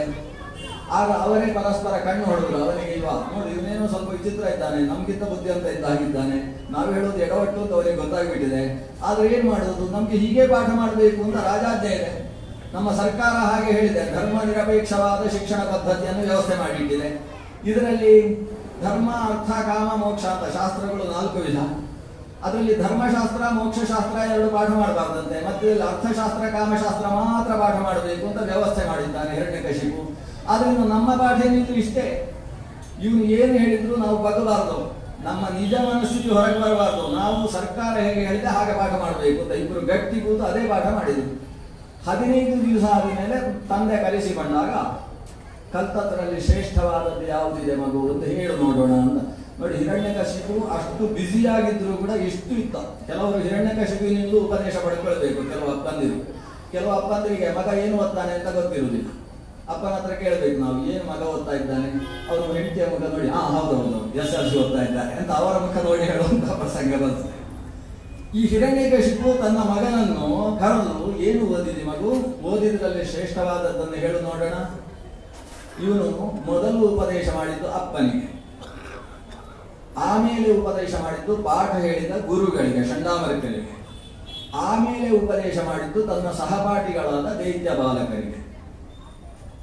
ಇದರಲ್ಲಿ ಯಾರಿಗೆ ನಿಜವಾಗಿ ಉಪದೇಶ ಮಾಡಿದ್ರು? ಅಪ್ಪನಿಗೆ ಉಪದೇಶ ಮಾಡಿದ್ರೆ ಅಪ್ಪನಿಗೆ ಪಿತ್ತ ನೆತ್ತಿಗೆ ಇತ್ತು, ಸಿಟ್ಟು ಜಾಸ್ತಿ ಆಯಿತು. ಗುರುಗಳಿಗೆ ಉಪದೇಶ ಮಾಡಿದ್ರೆ ಗುರುಗಳಿಗೆ ಒಳಗಿಂದ ಖುಷಿ ಆಯಿತು, ಆದ್ರೆ ಕೋಲಲ್ಲಿ ಬಾರಿಸಿಬಿಟ್ರು ಹುಡುಗನಿಗೆ. ನೀನು ಹೇಳಿದ್ದೆಲ್ಲ ಸರಿ ಇರ್ಬೋದು, ಆದ್ರೆ ನಾವು ಹೇಳಿದ್ದೆ ಹೇಳಬೇಕು ಅಂತ ಬೆನ್ನಿಗೊಳ್ಳೋದು.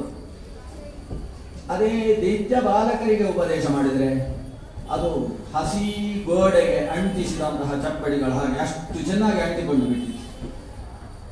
ಅದರಿಂದ ಹಸಿಯಾದದ್ದಕ್ಕೆ ಯಾವತ್ತೂ ಕೂಡ ಅಂಟಿಸಬೇಕು. ಕೌಮಾರ ಆಚರ್ಯ ಪ್ರಾಜ್ಞ ಅಂತ ಸ್ವಲ್ಪ ಹಸಿ ಎಲ್ಲ ಒಣಗಿ ಇನ್ನೇನು ಅಡ್ಡ ಬೀಳಲಿಕ್ಕೆ ತುಂಡಾಗುವುದಕ್ಕೆ ಸಿದ್ಧವಾದದ್ದಕ್ಕೆ ಎಷ್ಟು ಅಂಟಿಸಿದ್ರೂ ಪ್ರಯೋಜನ ಇಲ್ಲ.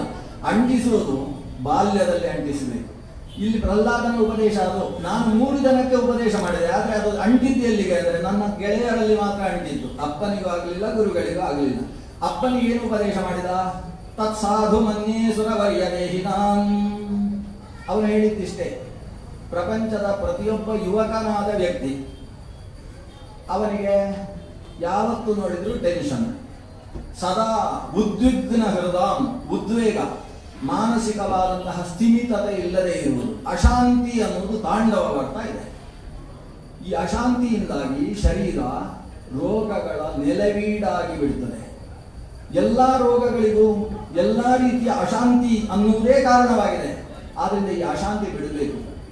ಯಾಕಂದ್ರೆ ಶರೀರ ಅನ್ನೋದು ಶಾಶ್ವತವಾದದ್ದಲ್ಲ, ಕೆಲವು ಕಾಲದ ತನಕ ಶರೀರ ಇರುತ್ತದೆ. ಅನ್ನಮಯವಾದದ್ದು ಶರೀರ. ಅನ್ನವೇ ಇವತ್ತು ಬೆಳಿಗ್ಗೆ ಮಾಡಿದ್ದು ಸಾಯಂಕಾಲದ ಹೊತ್ತಿಗೆ ಹಳಸನ್ನ ಅಂತ ಕರೆಸಿಕೊಳ್ತದೆ. ಅದಕ್ಕೆ ಅರಿಶಿನ ಹುಡಿ ಹಾಕಿ ಕೆಡದೆ ಇದ್ದ ಹಾಗೆ ಚಿತ್ರಾನ್ನ ಮಾಡಿಟ್ಟರೂ ಕೂಡ ಸಾಯಂಕಾಲಕ್ಕೆ ಹಳಸಿ ಬಿಡುತ್ತದೆ. ಯತ್ ಪ್ರಾತಃ ಸಂಸ್ಕೃತಂಚಾನ್ನಂ ಸಾಯಂ ತಚ್ಚ ವಿನಶ್ಯತಿ. ಅದು ಪ್ರಾತಃ ಕಾಲದಲ್ಲಿ ಸಂಸ್ಕಾರ ಮಾಡಿಟ್ಟ ಅನ್ನವಾದರೂ ಸಾಯಂಕಾಲಕ್ಕೆ ನಾಶವಾಗಿ ಬಿಡುತ್ತೆ. ತದೀಯ ರಸ ಸಂಪುಷ್ಟೇ ಕಾಯೇ ಕಾನಾಮನಿತ್ಯದ. ಅಂತಹ ಅಶಾಶ್ವತವಾದ ಅಸ್ಥಿರವಾದ ಅನ್ನದ ರಸದಿಂದ ಪುಷ್ಟವಾದ ಈ ಕಾಯ ಹೇಗಪ್ಪ ಶಾಶ್ವತವಾಗಿರ್ತದೆ? ಆದ್ದರಿಂದ ಈ ಶರೀರ ಶಾಶ್ವತವಲ್ಲ. ಇರುವ ಕಾಲದಲ್ಲಿ ಈ ಶರೀರದ ಮೂಲಕವಾಗಿ ಈ ಶರೀರ ಬಿಟ್ಟು ಹೋದಾಗಲೂ ಇರಬಹುದಾದ ಆತ್ಮದ ಉತ್ಕರ್ಷಕ್ಕೆ ಬೇಕಾದದ್ದನ್ನು ನಾವು ಸಾಧನೆ ಮಾಡಿಕೊಳ್ಳತಕ್ಕದ್ದು. ಇದು ಪ್ರಹ್ಲಾದನ ಉಪದೇಶದ ಮರ್ಮ. ಅವ ಹೇಳಿದ್ದು ಅಪ್ಪನನ್ನು ಕುರಿತು ಅಸುರವರ್ಯ ಅಂತ. ಅಪ್ಪನೇ ಅಂತ ಕರೀಲಿಲ್ಲ, ತಂದೆಯೇ ಅಂತ ಕರೀಲಿಲ್ಲ, ಅಸುರ ಶ್ರೇಷ್ಠನೇ. ಯಾಕಂದ್ರೆ ಆಸುರ ಭಾವದಿಂದ ಮಾತಾಡ್ತಾ ಇದ್ದೀಯಪ್ಪ ನೀನು. ಆಸುರ ಭಾವದಿಂದ ಎಲ್ಲರ ತಲೆ ಮೇಲೆಯೂ ಕಾಲಿಟ್ಟುಕೊಂಡು ಕೂತು ಬಿಟ್ಟಿದ್ದಿ. ಆದ್ರಿಂದ ಇದಲ್ಲ, ಇದರಿಂದ ಟೆನ್ಷನ್ ಜಾಸ್ತಿ ಆಗುತ್ತೆ. ಇದ್ದವರನ್ನೆಲ್ಲ ಕೆಳಗೆ ಹಾಕಿ ಅವರ ತಲೆ ಮೇಲೆ ಕಾಲಿಟ್ಟಾಗ ಅವನಿಗೆ ಜೀವನವೇ ಬೇಡ ಅಂತ ಅನಿಸಿಬಿಡುತ್ತೆ. ನಿರಂತರ ಅಶಾಂತಿಯಲ್ಲಿದೆಯಲ್ಲ, ಈ ಅಶಾಂತಿ ಬೇಡ. ಇರುವಷ್ಟು ಕಾಲ ಶಾಂತಿಯಿಂದ ಸಂತೋಷದಿಂದ ಇರಬೇಕು. ಅದಕ್ಕೇನು ಮಾಡಬೇಕು? ಬೇಕಾದ್ರೆ ವನಂಗತೋ ಯದ್ಧರಿಮಾಶ್ರಯೇತ, ಶಾಂತವಾದ ವಾತಾವರಣದಲ್ಲಿ ಬದುಕಬೇಕು. ಎಲ್ಲರೂ ಶಾಂತಿಯಿಂದ ಇರುವ ಹಾಗೆ ಬದುಕಬೇಕು. ಇದು ಒಂದು ಜೀವನದ ಮೂಲಭೂತವಾದ ಉಪದೇಶ. ಇದನ್ನು ಕೃಷ್ಣ ಗೀತೆಯಲ್ಲಿ ಹೇಳುವಾಗ ಅಭಯಂ ಅಂತ ಹೇಳ್ತಾರೆ. ಅಭಯಂ ಸತ್ವ ಸಂಶುದ್ಧಿ ಜ್ಞಾನಯೋಗ ವ್ಯವಸ್ಥಿತಿ. ಜೀವನದಲ್ಲಿ ಸೌರಭಾವ ಅಥವಾ ಸುರನಿಗೆ ಸಂಬಂಧಪಟ್ಟ ದೈವಿ ಸಂಪತ್ತುಗಳಲ್ಲಿ ಮೊದಲನೆಯದು ಯಾವುದು ಅಂದ್ರೆ ಅಭಯ. ಅಭಯ ಅಂದ್ರೆ ನಮ್ಮನ್ನು ನೋಡಿ ಮತ್ತೊಬ್ಬರು ಹೆದರಿಕೊಂಡು ಬದುಕಲೇ ಇರುವ ಹಾಗೆ ಬದುಕುವುದು. ಮತ್ತೊಬ್ಬರಿಂದ ನಾವು ಹೆದರಿಕೊಂಡು ಬದುಕದೇ ಇರುವುದು. ಇದು ಪ್ರಹ್ಲಾದ ಮೊದಲು ಅಪ್ಪನಿಗೆ ಉಪದೇಶ ಮಾಡಿದ್ದು. ಅಪ್ಪ, ನೀನು ಯಾರನ್ನು ನೋಡಿದ್ರು ಹೆದರ್ಕೋತಿ, ನಿನ್ನನ್ನು ನೋಡಿದ್ರೆ ಎಲ್ಲರೂ ಹೆದರ್ಕೋತಾರೆ. ಇದು ನಿನ್ನ ಜೀವನದ ಸ್ವರೂಪ. ನಿನಗೆ ಹೆದರಿಕೆ. ನಾನು ಹೊರಗಿಡುವಾಗ ಹಾಗೆ ಸಾಯಬಾರ್ದು, ಹೀಗೆ ಸಾಯಬಾರ್ದು ಅಂತ ಒಂದು 8 ಕಂಡೀಷನ್ ಹಾಕಿದ್ದೇನೆ. ಯಾವುದಾದ್ರೂ ಬಿಟ್ಟು ಹೋಗಿದ್ಯೋ ಅಂತ ನಿರಂತರ ತೆರೆಗಿಡ್ಕೊಂಡು ಕೂತು ಬಿಟ್ಟಿದ್ದಿ. ಸಮಸ್ಯೆ ಯಾರಿಂದ ಏನು ತೊಂದರೆ ಆಗಿಬಿಡುತ್ತೋ. ಮನುಷ್ಯರನ್ನು ನೋಡಿದ್ರೆ ಹೆದರಿಕೆ, ಮೃಗಗಳನ್ನು ನೋಡಿದ್ರೆ ಹೆದರಿಕೆ, ವಿಚಿತ್ರ ಪ್ರಾಣಿಗಳನ್ನು ನೋಡಿದಾಗೆಲ್ಲ ಹೆದರಿಕೆ ನಿನಗೆ. ಎಲ್ಲಿ ಇದರಿಂದ ಸತ್ತು ಹೋಗ್ತೇನೋ ಅಂತ. ಆದ್ರಿಂದ ನಾವು ಶಾಂತವಾಗಿ ಬದುಕಿದ್ರೆ ನಮಗೆ ಹೆದರಿಕೆ ಇರುವುದಿಲ್ಲ. ಮನುಷ್ಯನಿಗೆ ನಿದ್ದೆ ಬರದೇ ಇರುವುದಕ್ಕೆ ಭಯ ಕಾರಣ. ಭಯ ಉಂಟಾಗುವುದಕ್ಕೆ ಕಾರಣ ಏನು? ಧೃತರಾಷ್ಟ್ರನಿಗೆ ರಾತ್ರಿ ನಿದ್ದೆ ಬರಲಿಲ್ಲ. ಅದಕ್ಕೆ ಕಾರಣ ಏನು ಅಂದ್ರೆ ನಾಳೆಯ ದಿವಸ ಶ್ರೀಕೃಷ್ಣ ಸಂಧಾನಕ್ಕೆ ಬರುವವನಿದ್ದಾನೆ ಅಂತ. ಅದು ನೆನಪಾದ ಹಾಗೆ ಅವನಿಗೆ ಮೈ ಉರಿತಾ ಇದೆ. ಎಲ್ಲಿ ನನ್ನ ತಪ್ಪುಗಳೆಲ್ಲ ಜಗತ್ ಜಾಹೀರಾಗಿ ಬಿಡ್ತಾವೋ ಅಂತ ಹೆದರಿಕೆ. ನಿದ್ದೆ ಬರ್ತಾ ಇಲ್ಲ. ವಿದುರನನ್ನು ಕರೆಸಿಕೊಂಡ. ವಿದುರ ಕೇಳಿದ, ಅಣ್ಣ ನಿದ್ದೆ ಬರುವುದಿಲ್ಲ ಅಲ್ವಾ? ನಿದ್ದೆ ಬರದೇ ಇರುವುದು 3 ಥರದ ಜನರಿಗೆ ಅಂತ. ನಮ್ಗೆ 2 ಥರದ ಜನ ಬೇಡ. ಒಬ್ಬ ಅನ್ಯಾಯದಿಂದ ಯಾರು ಬದುಕ್ತಾನೆ, ಇನ್ನೊಬ್ಬರ ಸಂಪತ್ತನ್ನು ಯಾರು ತನ್ನ ಬುಟ್ಟಿಗೆ ಹಾಕೊಂಡಿದ್ದಾನೆ, ಅಂಥವನಿಗೆ ನಿದ್ದೆ ಬರುವುದಿಲ್ಲ.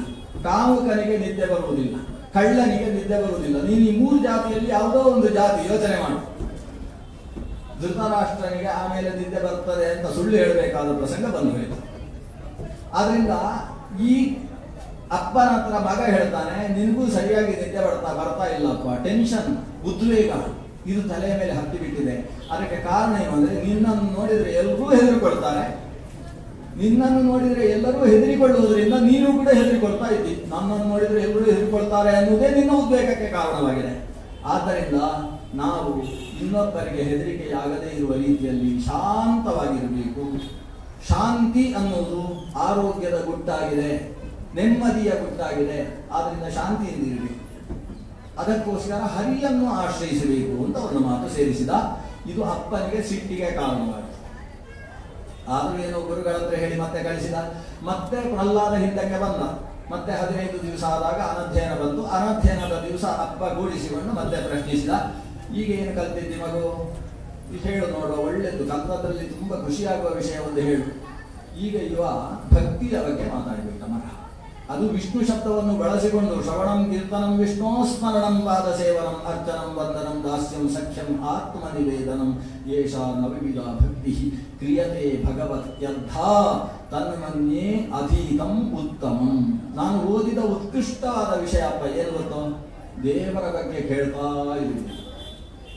ಕೇಳುವುದಕ್ಕೆ ಹೇಳುವವರು ಸಿಗಬೇಕಲ್ಲ, ಹೇಳುವವರು ಸಿಗಲಿಲ್ಲೋ ನಾವು ಕೇಳುವವರಿದ್ದಾಗ ಹೇಳ್ತಾ ಇರಬೇಕು. ಕೀರ್ತನಂ ಕೇಳುವವರು ಕೂಡ ದೇವರ ಬಗ್ಗೆ ಹೇಳಿದಾಗ ಎದ್ದು ಹೊರಟರು, ಸೀಟೆಲ್ಲ ಖಾಲಿ ಆಯಿತು, ಆವಾಗ ಏನು ಮಾಡಬೇಕು?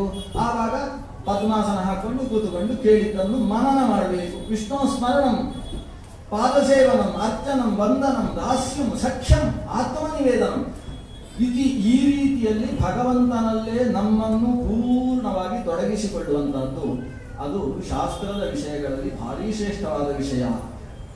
ಇದು ದೊಡ್ಡ ಉಪದೇಶ. ಶಾಂತವಾಗಿ ಚಿಂತನೆ ನಡೆಸಬೇಕಾದಂತಹ ವಿಷಯಗಳಿದ್ದಾವೆ.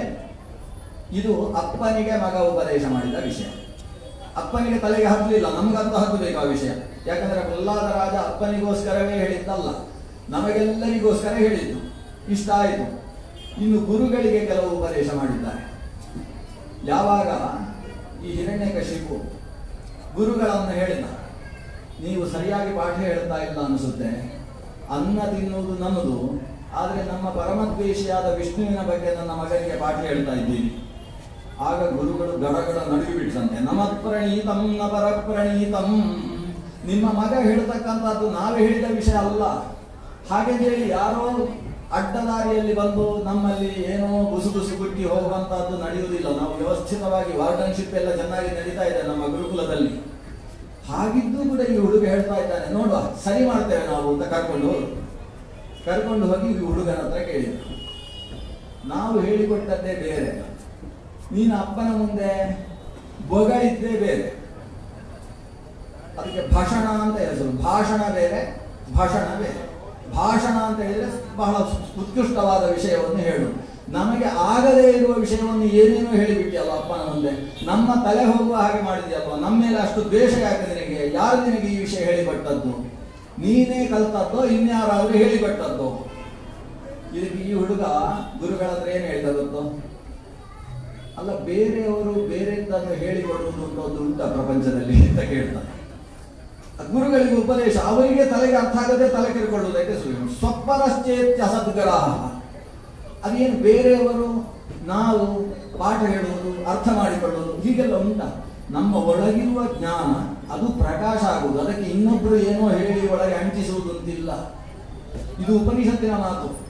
ದೇವರ ಬಗ್ಗೆ ನಂಬುವ ವ್ಯಕ್ತಿತ್ವ ಯಾರಲ್ಲಿದೆಯೋ, ಸಾತ್ವಿಕತೆ ಎಲ್ಲಿದೆಯೋ ಅಂತಹ ವ್ಯಕ್ತಿತ್ವದ ಬಗ್ಗೆ 4 ದಿವಸ ಅಲ್ಲ, ಅದು 17 ದಿವಸ ಚರ್ಚೆ ಮಾಡಿ ದೇವರಿಲ್ಲ ಅಂತ ನಾಸ್ತಿಕ್ಯವನ್ನು ಅಷ್ಟು ಉಪಪಾದನೆ ಮಾಡಿ ಆಮೇಲೆ ಅವ ಹೊರಡುವಾಗ ಹೇಳ್ತಾನೆ, ಏನು ಭಾರಿ ತರ್ಕ ಮಾಡಿದ, ಎಷ್ಟಾದ್ರೂ ಅವನಿಗೆ ಎಲ್ಲಿ ಗೊತ್ತಾಗುತ್ತೆ ದೇವರಿದ್ದಾನೆ ಅಂತ ಹೇಳ್ಕೊಂಡೇ ಇವ ಹೊರಡ್ತಾನೆ. ಅವ ಗೆದ್ದರೂ ಕೂಡ ಇವನನ್ನು ದೇವರು ಇಲ್ಲ ಅಂತ ಮಾಡುವುದಕ್ಕೆ ಅವನಿಂದ ಸಾಧ್ಯ ಆಗುವುದಿಲ್ಲ. ನೈಷಾ ತರ್ಕೇಣ ಮತಿರಾಪನೇನ. ತರ್ಕದ ಮೂಲಕವಾಗಿ ಭಗವದ್ವಿಷಯಕವಾದ ಬುದ್ಧಿಯನ್ನು ಹುಟ್ಟಿಸುವುದಕ್ಕೂ ಸಾಧ್ಯ ಇಲ್ಲ, ಭಗವದ್ವಿಷಯಕವಾದ ಇರುವ ಬುದ್ಧಿಯನ್ನು ಕಿತ್ತು ಎಸೆಯುವುದಕ್ಕೂ ಬರುವುದಿಲ್ಲ. ಪ್ರೋಕ್ತ ಅನ್ಯೇನೀವ ಸುಜ್ಞಾನಾಯ ಪ್ರೇಷ್ಠ. ಒಳಗಿನಿಂದ ಸಾತ್ವಿಕ ವ್ಯಕ್ತಿತ್ವ ಇರಬೇಕು, ಅದನ್ನು ಇನ್ನೊಬ್ಬ ಅದಕ್ಕೆ ಅಂಟಿದಂತಹ ಕತ್ತಲೆಯನ್ನು ಅಜ್ಞಾನವನ್ನು ಬಿಸಾಡುವ ಕೆಲಸ ಮಾತ್ರ ಮಾಡ್ತಾನೆ. ಒಳಗಿದ್ದ ಜ್ಞಾನವೇ ಪ್ರಕಟಗೊಳ್ಳುವುದು ಅಂತ ಉಪನಿಷತ್ತಿನ ವಾಣಿ ಇದೆ. ಅದನ್ನು ಈ ಹುಡುಗ ಹೇಳ್ತಾನೆ ಗುರುಗಳ ಮುಂದೆ. ಅವರು ಮತ್ತೆ ಹೇಳ್ತಾರೆ, ಅಲ್ಲ ಇಷ್ಟು ಏನೋ ನಮ್ಗೆ ಅರ್ಥ ಆಗದೆ ಇರುವ ವಿಷಯ ಹೇಳ್ತಾ ಇದ್ವಿ, ಒಳಗಿಂದ ಜ್ಞಾನ ಬರುವುದು ಏನೋ ದೊಡ್ಡ ದೊಡ್ಡ ಮಾತೆಲ್ಲ ಆಡ್ತಾ ಇದ್ವಿ, ಆದರೂ ನಾವು ನಿನಗೆ ಇಷ್ಟು ಧರ್ಮಶಾಸ್ತ್ರ ಬಿಟ್ಟು ಅರ್ಥಶಾಸ್ತ್ರ ಕಾಮಶಾಸ್ತ್ರಗಳ ಉಪದೇಶ ಮಾಡ್ತಾ ಇದ್ದೇವೆ, ರಾಜ್ಯಶಾಸ್ತ್ರದ ಉಪದೇಶ ಮಾಡ್ತಾ ಇದ್ದೇವೆ, ದೇವರನ್ನು ನಂಬಬಾರದು ವಿಷ್ಣುವನ್ನು ನಂಬಬಾರದು ಅಂತ ಎಷ್ಟು ಹೇಳಿದ್ರು ಕೂಡ ನೀನು ಕೇಳುವುದಿಲ್ಲ, ಮತ್ತೆ ಮತ್ತೆ ವಿಷ್ಣುವಿಗೆ ಅಂಟ್ತಾ ಇದೆಯಲ್ಲ ಯಾಕೆ? ಅದಕ್ಕೆ ಈ ಹುಡುಗ ಹೇಳ್ತಾನೆ, ನಾನು ಅಂಟುವುದಲ್ಲ, ಅಂಟಿಸಿಕೊಳ್ಳುವುದು ದೇವರ ಸ್ವಭಾವ ಅಂತ ಹೇಳ್ತಾನೆ. ದೇವರು ಅವನು ನಾನು ಅಂಟಿದ್ದಲ್ಲ, ದೇವರು ಹೇಳ್ಕೊಂಡು ಬಿಡ್ತಾರೆ. ಯಥಾ ಬ್ರಾಹ್ಮ್ಯತ್ಯಯೋ ಬ್ರಹ್ಮನ್ ಸ್ವಯಂ ಆಕರ್ಷ ಸನ್ನಿಧವು. ಅಯಸ್ಕಾಂತ ಪಕ್ಕದಲ್ಲಿದ್ದರೆ ಕಬ್ಬಿಣದ ಚೂರುಗಳು ತಾವು ಹೋಗಿ ಅಂಟುವುದಲ್ಲ, ಅದು ಅಂಟಿಸಿಕೊಳ್ಳುವುದು. ಅಯಸ್ಸನ್ನು ಕಾಂತ ಶಕ್ತಿಯಿಂದ ತನ್ನ ಕಡೆಗೆ ಸೆಳೆದುಕೊಳ್ಳುವುದಕ್ಕೆ ಅಯಸ್ಕಾಂತ ಅಂತ ಹೆಸರು. ಹಾಗೆ ಭಗವಂತ ಕಬ್ಬಿಣಗಳನ್ನು ಹೇಳ್ಕೊಂಡು ಬಿಡ್ತಾನೆ, ಬಂಗಾರಗಳನ್ನು ಹೇಳ್ಕೊಳ್ಳುವುದಿಲ್ಲ. ಈ ಹಿರಣ್ಯಕಶಿಪು ಇವರೆಲ್ಲ ಬಂಗಾರ, ಹಿರಣ್ಯ ಅಂತ ಹೆಸರು. ನಾವೆಲ್ಲ ಕಬ್ಬಿಣಗಳಿದ್ದ ಹಾಗೆ ನಾವು ದಾಸ್ಯ ಭಕ್ತಿಯಿಂದ ದೇವರ ಹತ್ರ ಸಾಗತಕ್ಕಂಥವ್ರು. ಆದ್ರಿಂದ ನಮ್ಮನ್ನು ದೇವರು ತಾನಾಗಿ ಹೇಳ್ಕೊಳ್ತಾನೆ. ಅಯಸ್ಕಾಂತವು ಕಬ್ಬಿಣವನ್ನು ಎಳೆಯುವ ಹಾಗೆ. ಆದ್ರಿಂದ ದೇವರಲ್ಲಿ ಅಂಟುವುದು ಅನ್ನುವುದು ವಸ್ತುತಃ ಜೀವನ ಸ್ವಭಾವವಾಗಿರ್ತದೆ, ಸತ್ವದ ಸ್ವಭಾವವಾಗಿರ್ತದೆ. ಅದು ನಾವಾಗಿ ಹೋಗಿ ಅಂಟೇನೆ ಅಂತ ಹೋಗುವುದಲ್ಲ, ಅದು ಅಂಟಿಸಿಕೊಂಡು ಬಿಡುತ್ತೆ. ಈ ಮಾತನ್ನು ಪ್ರಹ್ಲಾದರಾಯರು 3 ಬಾರಿ ಹೇಳ್ತಾರೆ. ಮುಂದಕ್ಕೆ ಮಕ್ಕಳಿಗೆ ಹೇಳುವಾಗಲೂ ಈ ವಿಷಯವನ್ನು ಹೇಳ್ತಾರೆ, ಈಗ ಗುರುಗಳ ಮುಂದೆಯೂ ಈ ವಿಷಯವನ್ನು ಹೇಳ್ತಾರೆ. ವಸ್ತುತಃ ಈ ಗುರುಗಳಿಗೆ ಇದೆಲ್ಲ ಗೊತ್ತಿದೆ. ಭಗವಂತನನ್ನು ನಾವು ಅಂಟುವುದಲ್ಲ, ದೇವರು ಅಂಟಿಸಿ ಅನ್ನೋದರ ಅದು.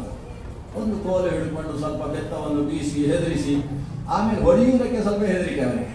ಯಾಕಂದ್ರೆ ಸರ್ಪವೇ ಇವನಿಗೆ ಕಚ್ಚಲಿಲ್ಲ, ಅದನ್ನು ಕಚ್ಚಿಸ್ಲಿಕ್ಕೆ ಯಾರು ಬಿಟ್ಟರು ಅವರನ್ನು ಹೋಗಿ ಕಚ್ಚಿಬಿಟ್ಟಿದೆ. ನಾವು ಹೊಡೆದು ಬೆತ್ತ ನಮಗೆ ಹಿಂದಕ್ಕೆ ಹೊಡೆದ್ರೆ ಅಂತ ಹೆದರಿಕೆ, ಅದರಿಂದ ಹೊಡಿಲಿಲ್ಲ. ಏನು ಬೆತ್ತವನ್ನು ಎತ್ತಿ ನೆಲಕ್ಕೆ 4 ಬಾರಿ ಹೊಡೆದು ಚಿಕ್ಕ ಮಕ್ಕಳನ್ನು ಹೆದರಿಸುವ ಹಾಗೇನು ಹೆದರಿಸಿದ್ರು. ಈ ಮಗು ನಕ್ಕೊಂಡು ಅವರ ಮುಖವನ್ನು ನೋಡಿತು. ಅವನ ನಗುವನ್ನು ನೋಡಿದ ಮೇಲೆ ಇವರಿಗೆ ಬೈಯುವುದಕ್ಕೆ ಹೊಡೆಯುವುದಕ್ಕೂ ಇಷ್ಟ ಆಗಲಿಲ್ಲ. ಇದು ವಿಷ್ಣು. ಸರ್ಪಗಳು ಬಂದರೂ ಏನು ಮಾಡಲಿಲ್ಲ, ಗಜದ ಮುಂದೆಯೂ ಏನು ನಡೆಯಲಿಲ್ಲ. ಹಿರಣ್ಯಕಶಿಪಿಗೂ ಒಂದು ಕೈ ಮೇಲೆ ಈ ಪ್ರಹ್ಲಾದ ಅಂತ, ಪ್ರಹ್ಲಾದನ ಮೇಲೆ ಭಾರಿ ಗೌರವ ಬಂದು ಹೋಗಿದೆ. ಆದ್ರಿಂದ ಪ್ರಹ್ಲಾದನ ಸುತ್ತ ಸೇರಿ ಅವನು ಹೇಳುವುದನ್ನು ಕೇಳುವುದಕ್ಕೆ ಶುರು ಮಾಡಿದ. ಈಗ ಪ್ರಹ್ಲಾದನ ಮುಖ್ಯ ಉಪದೇಶ ನಡೆಯಿಂದ ಉಪದೇಶ ಬಂದು ನುಡಿಯಿಂದ. ಇದು ಮಕ್ಕಳಿಗೆ ಅಂಟಿದ ಉಪದೇಶ. ಹಿಂದಿನ ಉಪದೇಶ ಹಿರಿಯರಿಗೆ ಅಂಟಲಿಲ್ಲ, ಮಕ್ಕಳಿಗೆ ಉಪದೇಶ. ಪ್ರಹ್ಲಾದನ ಕಥೆಯನ್ನು ಮಕ್ಕಳಿಗೆ ಎಲ್ಲರೂ ಅವಶ್ಯ ಕೇಳಿಸಬೇಕು ಅಂತ ಹೇಳುವುದು ಇದಕ್ಕೋಸ್ಕರ. ಪ್ರಹ್ಲಾದ, ಧ್ರುವ ಇಬ್ಬರು ಬಾಲ್ಯದ ವಯಸ್ಸಿನಲ್ಲಿ ದೇವರನ್ನು ಅಂಟಿದವರು. ಇತಿಹಾಸ ಏನು, ಅದೇನೋ ಒಂದು ಅದ್ಭುತ ದೀಪ. ಈ ಕಥೆಯನ್ನು ಕೇಳಿದವರಿಗೆ ಅದರ ಮೇಲೆ ಆಸಕ್ತಿಯೇ ಹೋಗುವಂತಹ ಸ್ಥಿತಿ ಇದೆ. ಆದರೆ ಇದನ್ನು ರಂಗುಗಟ್ಟಿ ಹೇಳುವಂತಹ ಕ್ರಮ ನಮ್ಮಲ್ಲಿ ಬಿಟ್ಟು ಹೋಗಿದೆ. ಹಿಂದಿನವರಲ್ಲಿತ್ತು. ಪ್ರಹ್ಲಾದ ಈ ಮಕ್ಕಳನ್ನೆಲ್ಲ ಜೊತೆ ಸೇರಿಸಿದ. ಮಕ್ಕಳು ಓಡಿ ಓಡಿ ಬಂದರು. ಪ್ರಹ್ಲಾದ ನೀನೇ ಹೇಳು, ಏನು ಹೇಳ್ತಿ ನಾವು ಕೇಳ್ತೇವೆ. ಪ್ರಹ್ಲಾದ ಶುರು ಮಾಡಿದ್ದೇನು ಗೊತ್ತು? ಅವ ಶುರು ಮಾಡಿದ, ನಮ್ಮ ವಿದ್ಯಾಪೀಠದಲ್ಲಿ ಮೊನ್ನೆ ಎಷ್ಟು ಜನ ಇದ್ರು ಅಂತ ಕೇಳಿದ. ಇವ್ರು ಹೇಳಿದ್ರು 222 ಜನ ಇದ್ರು. ಇವತ್ತು ಎಷ್ಟು ಜನ ಇದ್ದಾರೆ? ಇವತ್ತು 225 ಜನ ಇದ್ದಾರೆ. ಇನ್ನು 2 ಯಾಕೆ ಆಬ್ಸೆಂಟ್ ಆಗಿದ್ದಾರೆ? ಅವರು ಮೊನ್ನೆ ಆ ಪ್ರವಾಹದಲ್ಲಿ ಕೊಚ್ಚಿ ಹೋದ್ರಲ್ವ ಅಂತ ವಿಚಾರ ಹೇಳಿದ್ರು. ಹಂತ ಅರ್ಭಕಾಮೇ ಶೃಣುತ ವಚೋವ ಸರ್ವತಃ ಶಿವಂ ವಯಸ್ಯಾನ್ ಪಶ್ಯತ ಮೃತಾನ್ ಕ್ರೀಡಾಂಧ ಮಾ ಪ್ರಮಾದ್ಯತ. ನಮ್ಮ ಜೊತೆಗಿದ್ದ ನಮ್ಮ ವಯಸ್ಸಿನವರು ಸಾಯ್ತಾ ಇರುವುದನ್ನು ನೋಡ್ರಪ್ಪ ಮಕ್ಕಳೇ ಅಂತ ಆ ಮಕ್ಕಳಿಗೆ ಈ ಉಪದೇಶ ಅಲ್ಲಿಂದ ಶುರು ಮಾಡಿದ. ವಯಸ್ಯಾನ್ ಪಶ್ಯತ ಮೃತಾನ್. ಸಾಯ್ತಾ ಇರುವ ಮಕ್ಕಳು, ಸಾಯುವುದಕ್ಕೆ ಇಂಥದ್ದು ಅಂತ ಒಂದು ಕಾಲ ಇಲ್ಲ. ಚಿಕ್ಕ ಮಕ್ಕಳಿಗೆ ಈ ಆಲೋಚನೆ ಬಂದೀತು, ಹಿರಿಯರಿಗೆ ಬರುವುದಿಲ್ಲ. 99 ವರ್ಷ ಆಗಿರ್ತದೆ, ಆಸ್ಪತ್ರೆಯಲ್ಲಿ ICU ಎಲ್ಲ ನಡೆದಿರ್ತದೆ. ಇದೆಲ್ಲ ನಡೆಯುವ ಹೊತ್ತಿಗೂ ಯಾಕೋ ಏನೋ ಆರೋಗ್ಯ ಸರಿಯಾಗ್ತಾ ಇಲ್ಲ ಅಂತ ಸ್ವಲ್ಪ ಟೆನ್ಷನ್ ಆಗಿರ್ತದೆ ಆ ಹಿರಿಯರಿಗೆ. ಅದರ ಮಧ್ಯದಲ್ಲಿ ಡಾಕ್ಟರು ಮಕ್ಕಳನ್ನೆಲ್ಲ ಕೂಡಿಸಿ ಒಂದು ಮೀಟಿಂಗ್ ಮಾಡಿ, ಇನ್ನು ಮನೆಗೆ ಕರ್ಕೊಂಡು ಹೋಗಿ ಬೇಕಾದ್ದೆಲ್ಲ ತಿನ್ನಿಸಿ ಆರಾಧನೆ ಸಮಾರಾಧನೆ ಎಲ್ಲ ನಡೀಲಿ ಅಂತ ಡಾಕ್ಟರ್ ಹೇಳಿದ್ರು. ಇದನ್ನು ಗುಸು ಗುಸು ಕೇಳಿಸಿಕೊಂಡಂತ ಅಪ್ಪ ಏನು ಹೇಳ್ತಾನೆ ಮಗನ ಹತ್ರ, ಏನು ಆ ಡಾಕ್ಟರ್ಗೆ ಆಗುದಿಲ್ಲ ಅಂತೆಯೋ ಬೇರೆ ಡಾಕ್ಟರ್ ಹತ್ರ ಕರ್ಕೊಂಡು ಹೋಗು, ನಾನು ಸಂಪಾದನೆ ಮಾಡಿದ್ದು ಬೇಕಾದಷ್ಟಿದೆ. ಅಂದ್ರೆ ಇವನ ಮನಸ್ಸಿನಲ್ಲಿ ಏನು ಭಾವ ಇರ್ತದೆ ಅಂದ್ರೆ, ನಾನು ಸಾಯಲಿಕ್ಕೆ ಹುಟ್ಟಿದವ ಅಲ್ಲ, ಅಕಸ್ಮಾತ್ ಸತ್ರೆ ಆ ಡಾಕ್ಟರ್ ಸರಿಯಾಗಿ ಓದದೇ ಇದ್ದದ್ರಿಂದ ಸಾಯುವುದು, ನಾನು ಶಾಶ್ವತವಾಗಿ ಬದುಕುವುದಕ್ಕೆ ಇರುವವ ಅಂತ ಒಂದು ಎಚ್ಚರ ಇರ್ತದೆ. ಆದ್ರೆ ಪ್ರಹ್ಲಾದನ ವ್ಯಕ್ತಿತ್ವ ನೋಡಿ, ಆತ ಸಾಯ್ತಾರೆ, ಯಾವಾಗ ಯಾರು ಸಾಯುವುದು ಅಂತ ತೀರ್ಮಾನ ಇಲ್ಲ, ಹುಟ್ಟಿದವ ಸಾಯಲೇಬೇಕು. ವಯಸ್ಸಾನ್ ಪಶ್ಯತ ಮೃತಾನ್. ಆದ್ರಿಂದ ಆಚಾರ್ಯರು ಕೃಷ್ಣಾಮೃತ ಮಹಾರ್ಣವದಲ್ಲಿ ನಮಗೊಂದು ಉಪದೇಶ ಕೊಡ್ತಾರೆ. ನೀನು ಸಾಯುವ ಹೊತ್ತಿಗೆ ಏನು ಮಾಡಬೇಕು ಅಂತ ಮನಸ್ಸಲ್ಲಿ ಇಟ್ಟುಕೊಳ್ತೀವಿ, ಒಂದ್ಸಲ ಆಲೋಚನೆ ಮಾಡು. ಈಗಲೇ ಸಾಯುವಾಗ ಏನು ಮಾಡಬೇಕು ಅಂತ ಯೋಚನೆ ಮಾಡು. ಸಾಯುವಾಗ ನಾರಾಯಣ ಸ್ಮರಣೆ ಮಾಡಬೇಕು, ಅಜಾಮಿಳ ಮಾಡಿದ ಹಾಗೆ ಅಂತ ನಾವು ತೀರ್ಮಾನ ಮಾಡಿಕೊಂಡಿರ್ತೇವೆ. ಈಗ ಎಡವಟ್ಟಾಗಿ ಬದುಕಿ ಕೊನೆಗೊಮ್ಮೆ ನಾರಾಯಣ ಅಂತ ಹೇಳಿದ್ರೆ ಆಯ್ತು ಅಂತ. ಹಾಗಾದ್ರೆ ಅಂದೇ ನಾರಾಯಣ ಸ್ಮೃತಿ ಬೇಕು ಅಂತ ನೀನು ಬಿಟ್ಟಲ್ವಾ? ಹಾಗಾದ್ರೆ ಅದನ್ನು ಎಲ್ಲಾ ಕ್ಷಣದಲ್ಲೂ ಮಾಡ್ತಾ ಇತ್ತು. ಪ್ರಮಾಣಂ ನೈವ ಜೀವಾನಾಂ ಉತ್ತರ ಕ್ಷಣ ಜೀವನೆ. ಮುಂದಿನ ಕ್ಷಣದಲ್ಲಿ ನಾವು ಬದುಕಲಿದ್ದೇವೆ ಅನ್ನುವುದನ್ನು 100ಕ್ಕೆ 100 ಪ್ರಮಾಣ ಕೊಟ್ಟು ಹೇಳುವುದಕ್ಕೆ ನಮ್ಮಲ್ಲಿ ಪ್ರೂಫ್ ಇಲ್ಲ, ಪ್ರಮಾಣ ಇಲ್ಲ. ಆದ್ದರಿಂದ ಅಂತ ಕಾಲದಲ್ಲಿ ಏನು ಮಾಡಬೇಕು? ತತ್ಕಾರ್ಯಂ ಸರ್ವದಾ ಕುರು. ಯಾವ ಕಾಲ ಅಂತಕಾಲ ಅಂತ ತೀರ್ಮಾನ ಇಲ್ಲ, ಅದನ್ನು ಎಲ್ಲಾ ಕಾಲದಲ್ಲೂ ಮಾಡ್ತಾ ಇರು. ಅದರಿಂದ ಸಂತತಂ ಚಿಂತಯ ಇನಂ ತಂ, ಆ ಭಗವಂತನನ್ನು ಸರ್ವದಾ ಚಿಂತನೆ ಮಾಡು ಅನ್ನೋ ಆದೇಶ ಇದಕ್ಕೋಸ್ಕರ ಮಾಡಿದರು. ಅದನ್ನು ಇವ ಮೊದಲು ಮಕ್ಕಳಿಗೆ ಹೇಳುವುದು ಇದನ್ನು. ನಮ್ಮ ಜೀವನ ಶಾಶ್ವತವಲ್ಲ, ನಶ್ವರ. ನೀರ ಮೇಲನ ಗುಳ್ಳೆ ನಿಜವಲ್ಲ ಹರಿ. ನೀರ ಮೇಲನ ಗುಳ್ಳೆ ಈಗಿದೆ, ಮುಂದಕ್ಕಿರ್ತದೆ ಅಂತ ನಿಶ್ಚಯ ಇಲ್ಲ. ಅದು ನಿತ್ಯ ಅಲ್ಲ, ನಿಜ ಅಲ್ಲ ಅಂದರೆ ನಿತ್ಯ ಅಲ್ಲ, ಅತ್ಯಂತ ಅಶಾಶ್ವತ. ಹಾಗೆ ಜೀವನ ಅನ್ನೋದು ಈ ಆತ್ಮನ ವಿಶಾಲವಾದ ಕಾಲ ಪರಿಧಿಯಲ್ಲಿ ಈ ಒಂದು ಜನ್ಮ ಅನ್ನೋದು ನೀರ ಮೇಲಿನ ಗುಳ್ಳೆಯಷ್ಟು ಅಶಾಶ್ವತವಾದ ನಶ್ವರವಾದಂತಹ ಸ್ಥಿತಿ. ಆದ್ದರಿಂದ ವಯಸ್ಸಾನ್ ಪಶ್ಯತ ಮೃತಾನ್ ಕ್ರೀಡಾಂಧಾಹ ಮಾ ಪ್ರಮಾದ್ಯತ. ಬರೀ ಆಟ ಆಡಿಕೊಂಡು ಗ್ರೌಂಡಿನಲ್ಲಿದ್ದ ಮಣ್ಣನ್ನು ಧೂಳಿ ಎಬ್ಬಿಸುವ ಕೆಲಸ ಮಾಡಬೇಡ್ರಿ ಮಕ್ಕಳೇ. ಈ ಕಾಲ ಓದುವುದಕ್ಕಿರುವ ಕಾಲ, ತಿಳಿಯುವುದಕ್ಕಿರುವ ಕಾಲ. ಅದನ್ನು ತಿಳ್ಕೊಳ್ಳಿ, ಬನ್ನಿ ನಾನು ಹೇಳ್ತೇನೆ. ಏನು ಅವನು ಶುರು ಮಾಡುವುದೇ ಹಾಗೆ, ವಯಸ್ಸಾನ್ ಪಶ್ಯತ ಮೃತಾನ್ ಕ್ರೀಡಾಂಧಾಹ ಮಾ ಪ್ರಮಾದ್ಯತ ಹಂತ ಅರ್ಭಗಾಹ ಮೇ ಶೃಣುತ ವಚೋವ ಸರ್ವತಃ ಶಿವ. ನಾನು ಈಗ ಹೇಳ್ತಕ್ಕಂತಹ ಮಾತು ಎಲ್ಲ ಕಡೆಯಿಂದಲೂ ನಮಗೆ ಮಂಗಳವನ್ನು ತಂದು ಹಾಕತಕ್ಕಂಥದ್ದು. ಮಾತು ಮಂಗಳಕಾರಿಯಾಗುವುದು ಕೆಲವು ಮಾತುಗಳ ಶ್ರವಣವೇ ಮಂಗಳಕಾರಿ. ವೀಣಾಧ್ವನಿ, ಶಂಖಧ್ವನಿ, ವೇಣುಧ್ವನಿ ಇದೆಲ್ಲ ಕೇಳಿದ್ರೇನೆ ಮಂಗಳ. ಅದು ಅರ್ಥ ಆಗಬೇಕು ಅಂತಿಲ್ಲ, ಶಂಖದ ಘೋಷದಲ್ಲಿ ಏನು ಅರ್ಥ ಆಗುವುದಿಲ್ಲ, ಆದರೆ ಕೇಳಿದರೆ ಮಂಗಳಕಾರಿ. ಪ್ರಹ್ಲಾದರಾಜರು ಹೇಳುವುದು ಅದನ್ನು. ನಾನು ಈಗ ಹೇಳುವ ಶ್ಲೋಕಗಳು, ಮಾತುಗಳು ಉಂಟಲ್ಲ, ಇದು ಕೇಳಿದರೆ ಮಂಗಳ, ಅರ್ಥ ಮಾಡಿಕೊಂಡ್ರೆ ಪರಮ ಮಂಗಳ. ಅರ್ಥ ಮಾಡಿಕೊಂಡು ಅದನ್ನು ಅನುಷ್ಠಾನಕ್ಕೆ ತಂದರೆ ಆ ಮಂಗಳಕ್ಕೆ ಸೀಮೆ ಇಲ್ಲ. ಸೀಮಾತೀತ ವ್ಯಕ್ತಿತ್ವವನ್ನು ನಾವು ಪಡೆಯುವುದಕ್ಕೆ ಸಾಧ್ಯ. ಅದು ಶ್ರವಣವನ್ನು ಅರ್ಥೀಕರಣ, ಅರ್ಥ ಮಾಡಿಕೊಂಡು ಅದನ್ನು ಅನುಷ್ಠಾನ ಮಾಡುವುದು. ಈ ಮೂರು ಹಂತದಲ್ಲಿ ಪ್ರಹ್ಲಾದ ಹೇಳುವ ಮಾತೇ ಪರಮ ಮಂಗಲ. ಯಾಕೆ? ಪ್ರಹ್ಲಾದರಾಜರು ಹೇಳ್ತಾರೆ, ಈ ಉಪದೇಶದ ಮಾತು ನಾನಾಗಿ ಹೇಳುವುದಲ್ಲ, ನಾರದರು ಹೇಗೆ ಹೇಳಿದ್ರು ಹಾಗೆ ನಿಮಗೆ ಹೇಳುವುದು. ನಾರದರು ಹೇಗೆ ಹೇಳಿದ್ರು, ಅವರಿಗಾದರೂ ಯಾರು ಹೇಳಿದ್ರು? ಸಾಕ್ಷಾತ್ ನಾರದನಿಗೆ ಹೇಳಿದ್ದು. ನಾರಾಯಣ ನರಸಖಃ, ನಾರಾಯಣ ಅಂತ ಭಗವಂತನ ಸ್ವರೂಪ. ಬದರಿ ಕ್ಷೇತ್ರ ಮಂಡಿತನಾದಂತಹ ನಾರಾಯಣ ರೂಪಿಯಾದ ಭಗವಂತ ಪ್ರಹ್ಲಾದನಿಗೆ ಉಪದೇಶ ಮಾಡಿದ್ದನ್ನು ಪ್ರಹ್ಲಾದರಾಜರು ಕಯಾದುವಿನ ಗರ್ಭದಲ್ಲಿದ್ದಂತಹ ನನಗೆ ಏನು ಉಪದೇಶ ಮಾಡಿದ್ರು ಅದನ್ನು ನಾನು ಹೇಳುವುದು. ನಾರಾಯಣನ ಬಾಯಿಯಿಂದ ಬಂದ ಮಾತು ಅದು. ವಚೋವ ಸರ್ವತಃ ಶಿವಂ, ಪರಮ ಮಂಗಳಕಾರಿಯಾದದ್ದು. ಈ ಮಾತು ಕೂಡ ನಮಗೆ ಉಪದೇಶ. ಎಷ್ಟೋ ಮಂತ್ರಗಳು, ಎಷ್ಟೋ ಶ್ಲೋಕಗಳು ನಾವು ಅರ್ಥ ಮಾಡಿಕೊಳ್ಳಿಕ್ಕೆ ಆಗುವುದಿಲ್ಲ. ಈಗ ವಿಷ್ಣು ಸಹಸ್ರನಾಮ ಇದೆ, ಅರ್ಥ ಮಾಡಿಕೊಳ್ಳಿ ಅಂತ ನಾವು ಸುಮ್ಮನೆ ಉಪನ್ಯಾಸ ಮಾಡಬಹುದು. ಆದರೆ ಉಪನ್ಯಾಸ ಮಾಡುವವರು ಪಾರಾಯಣ ಮಾಡುವಾಗಲೂ ಕೂಡ ಅರ್ಥ ಆಗುವುದಿಲ್ಲ. ಅಲ್ಲಿ ನಹುಷಃ ಅಂತ ಬರ್ತದೆ, ಕಪೀಂದ್ರ ಅಂತ ಬರ್ತದೆ. ನಾವು ಕಪೀಂದ್ರ ಅಂತ ಹೇಳಿದುಕೊಳ್ಳೆ ಮರದಿಂದ ಮರಕ್ಕೆ ಹಾರುವುದು ನೆನಪಾಗುತ್ತೆ ಹೊರತು ಭಗವಂತ ಕಪೀಂದ್ರ ಹೇಗೆ ಅಂತ ಆಲೋಚನೆ ಮಾಡ್ತಾ ಇರಬೇಕು, ತಲೆಗಿರ್ಕೊಳ್ಬೇಕು, ಸುಲಭ ಇಲ್ಲ. ಶಿಪಿವಿಷ್ಟ ಅಂತ ಬರ್ತದೆ. ಇದನ್ನೆಲ್ಲ ಅರ್ಥ ಮಾಡಿಕೊಳ್ಳುವುದು ಕಷ್ಟ. ಆದರೆ ವಚೋವ ಸರ್ವತಃ ಶಿವ, ಭೀಷ್ಮರ ಬಾಯಿಯಲ್ಲಿ ನಿಂತು ಕೃಷ್ಣ ಪರಮಾತ್ಮನ ಬಾಯಿಯಿಂದ ಬಂದದ್ದು. ಅದು ಭೀಷ್ಮರ ಬಾಯಿಯಲ್ಲೇ ಬಂದದ್ದಲ್ಲ. ಕೃಷ್ಣೋ ಭೀಷ್ಮ ಶರೀರಕಃ ಅಂತ ಆಚಾರ್ಯರು ಹೇಳಿದ ಹಾಗೆ ಅಂತಹ ಭಗವಂತನ ಬಾಯಿಯಿಂದ ಬಂದಂತಹ ವಿಷ್ಣು ಸಹಸ್ರನಾಮ ಅದು ಶ್ರವಣ ಮಾತ್ರದಿಂದ, ಪಠನ ಮಾತ್ರದಿಂದ ನಮ್ಮ ಪಾಪವನ್ನು ಕಳೆದು ಬಿಡುತ್ತೆ. ಇದು ಅದನ್ನು ಅರ್ಥ ಮಾಡಿಕೊಂಡ್ರೆ ಹೆಚ್ಚು ಫಲ. ಅರ್ಥ ಮಾಡಿಕೊಂಡು ಅದನ್ನು ಅನುಷ್ಠಾನ ಮಾಡುವಲ್ಲೇ ತನಕ ನಾವು ಎತ್ತರಕ್ಕೆ ಏರಿದರೆ ಇನ್ನಷ್ಟು ಹೆಚ್ಚು ಫಲ. ಆದರೆ ನಮಗೆ ಅರ್ಥ ಆಗಲಿಲ್ಲ ಅಂತ ಹೇಳುವುದನ್ನು ಬಿಡಬಾರ್ದು, ಕೇಳುವುದನ್ನು ಬಿಡಬಾರ್ದು. ಹೇಳುವುದು ಕೇಳುವುದಕ್ಕೂ ಕೂಡ ಫಲ ಇದೆ ಅನ್ನುವ ಉಪದೇಶ ವಚೋವ ಸರ್ವತಃ ಶಿವಂ ಅನ್ನುವ ಮಾತಿನಿಂದ ಸ್ಪಷ್ಟವಾಗಿದೆ. ಕೌಮಾರ ಆಚರೇತ್ ಪ್ರಾಜ್ಞಃ ಧರ್ಮಾನ್ ಭಾಗವತಾನ್ ಇಹ ದುರ್ಲಭಂ ಮಾನುಷಂ ಜನ್ಮ ತದಪ್ಯಧ್ರುವಮರ್ಥದಂ. ಮಾನುಷ ಜನ್ಮಕ್ಕೆ ಬಹಳ ಮಹತ್ವ ಇದೆ, ಸುಲಭವಾಗಿ ಸಿಗುವಂತದ್ದಲ್ಲ. ಇದು ಉಪದೇಶವೋ ಅಂತ ನಮಗೆ ಪ್ರಶ್ನೆ ಬರ್ಬೋದು. ಏನು ನಮ್ಮನ್ನು ಹೊಗಳಿದ್ರು? ಪ್ರಹ್ಲಾದರಾಜರು ಮನುಷ್ಯರನ್ನೆಲ್ಲ ಹೊಗಳಿಟ್ಟಿದ್ದಾರೆ. ಉಪದೇಶ ಏನಿದೆ?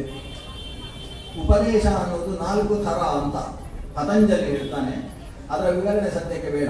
ಒಂದು ಥರ ಹೊಗಳುವುದು ಕೂಡ ಉಪದೇಶ.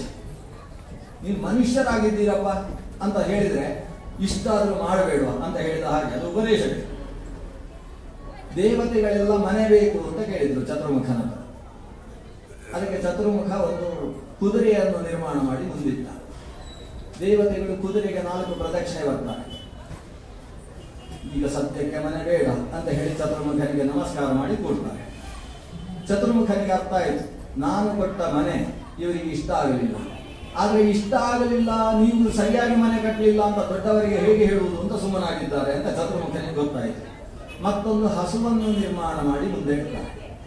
ದೇವತೆಗಳು ಗೋವಿಗೆ 5 ಪ್ರದಕ್ಷಿಣೆ ಬರ್ತಾರೆ, ಸುತ್ತ ನೋಡ್ತಾರೆ, ಸದ್ಯಕ್ಕೆ ಮನೆ ಬೇಡ ಅಂತ ಹೇಳಿ ನಮಸ್ಕಾರ ಮಾಡಿ ಕೂತುಕೊಳ್ತಾರೆ.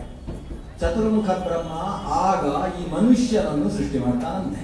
2 ಕಾಲು, 1 ಕಾಲಿನಲ್ಲಿ 5 ಬೆರಳು, 2 ಕೈಗಳಲ್ಲಿ 5 ಬೆರಳುಗಳು, ಈ ಸ್ವರೂಪದ ಮನುಷ್ಯನನ್ನು ಸೃಷ್ಟಿ ಮಾಡಿ ಮುಂದೆ ಇಟ್ಟ. ದೇವತೆಗಳು ಪ್ರದಕ್ಷಿಣೆ ಬಂದದ್ದಲ್ಲ, ನೋಡಿದ್ರು ಭಾರ ಪ್ರವೇಶವೇ, ವಾಸ್ತು ಹೋಮವನ್ನು ಮಾಡಲಿಲ್ಲಂತೆ, ಸೀದಾ ಪ್ರವೇಶ. ಅಹೋ ಸುಕೃತಂಬತ. ಐತರೇಯೋಪನಿಷತ್ತಿನಲ್ಲಿ ಈ ಕಥೆ ಬರುತ್ತೆ. ಮನುಷ್ಯ ಶರೀರಕ್ಕೆ ಎಷ್ಟು ಮಹತ್ವ ಇದೆ. ತತ್ವಾಭಿಮಾನಿ ದೇವತೆಗಳೆಲ್ಲ ಓಡಿ ಬಂದು ಕೂತಂತಹ ಶರೀರ ಇದು. ಅಂದ್ರೆ ಈ ಶರೀರ ಅಷ್ಟು ಮಹತ್ವವುಳ್ಳದ್ದು. ದುರ್ಲಭಂ ಮಾನುಷಂ ಜನ್ಮ, ಇದು ಸುಖಕರವಾಗಿ ಸಿಗುವಂತಹದ್ದಲ್ಲ, ಅಪರೂಪಕ್ಕೆ. ತತ್ರಾಪಿ ಜನ್ಮ ಶತಕೋಟಿಷು ಮಾನವತ್ವಂ, ಯಾವತ್ತೋ ಒಂದು ಬಾರಿ ಸಿಗತಕ್ಕದ್ದಪ್ಪ ಈ ಮಾನವ ಶರೀರ.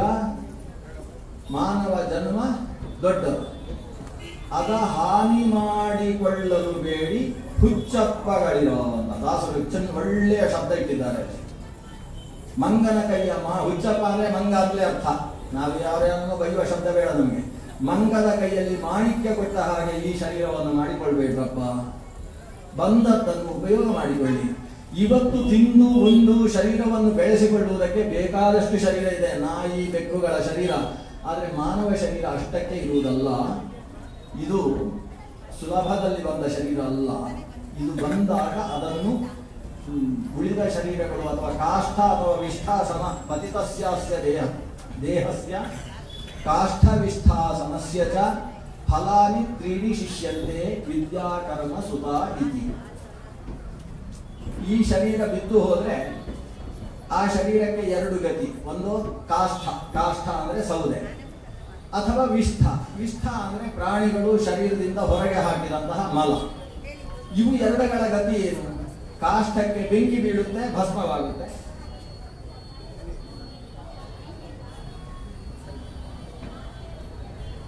ಮೈಕ್ ರಿಪೇರಿ ಏನೋ ಸ್ವಲ್ಪ ಇದೆ.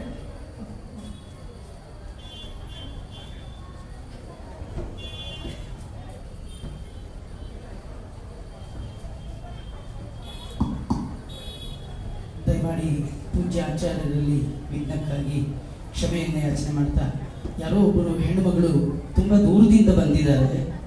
ದೇವರ ದರ್ಶನ ಮಾಡಿ ಹುಂಡಿಗೆ ಕಾಣಿಕೆಯನ್ನು ಹಾಕಿ ಹೊರಗೆ ಬರುವಾಗ ಅವರ ಪರ್ಸ್ ಕಳೆದಿದೆ.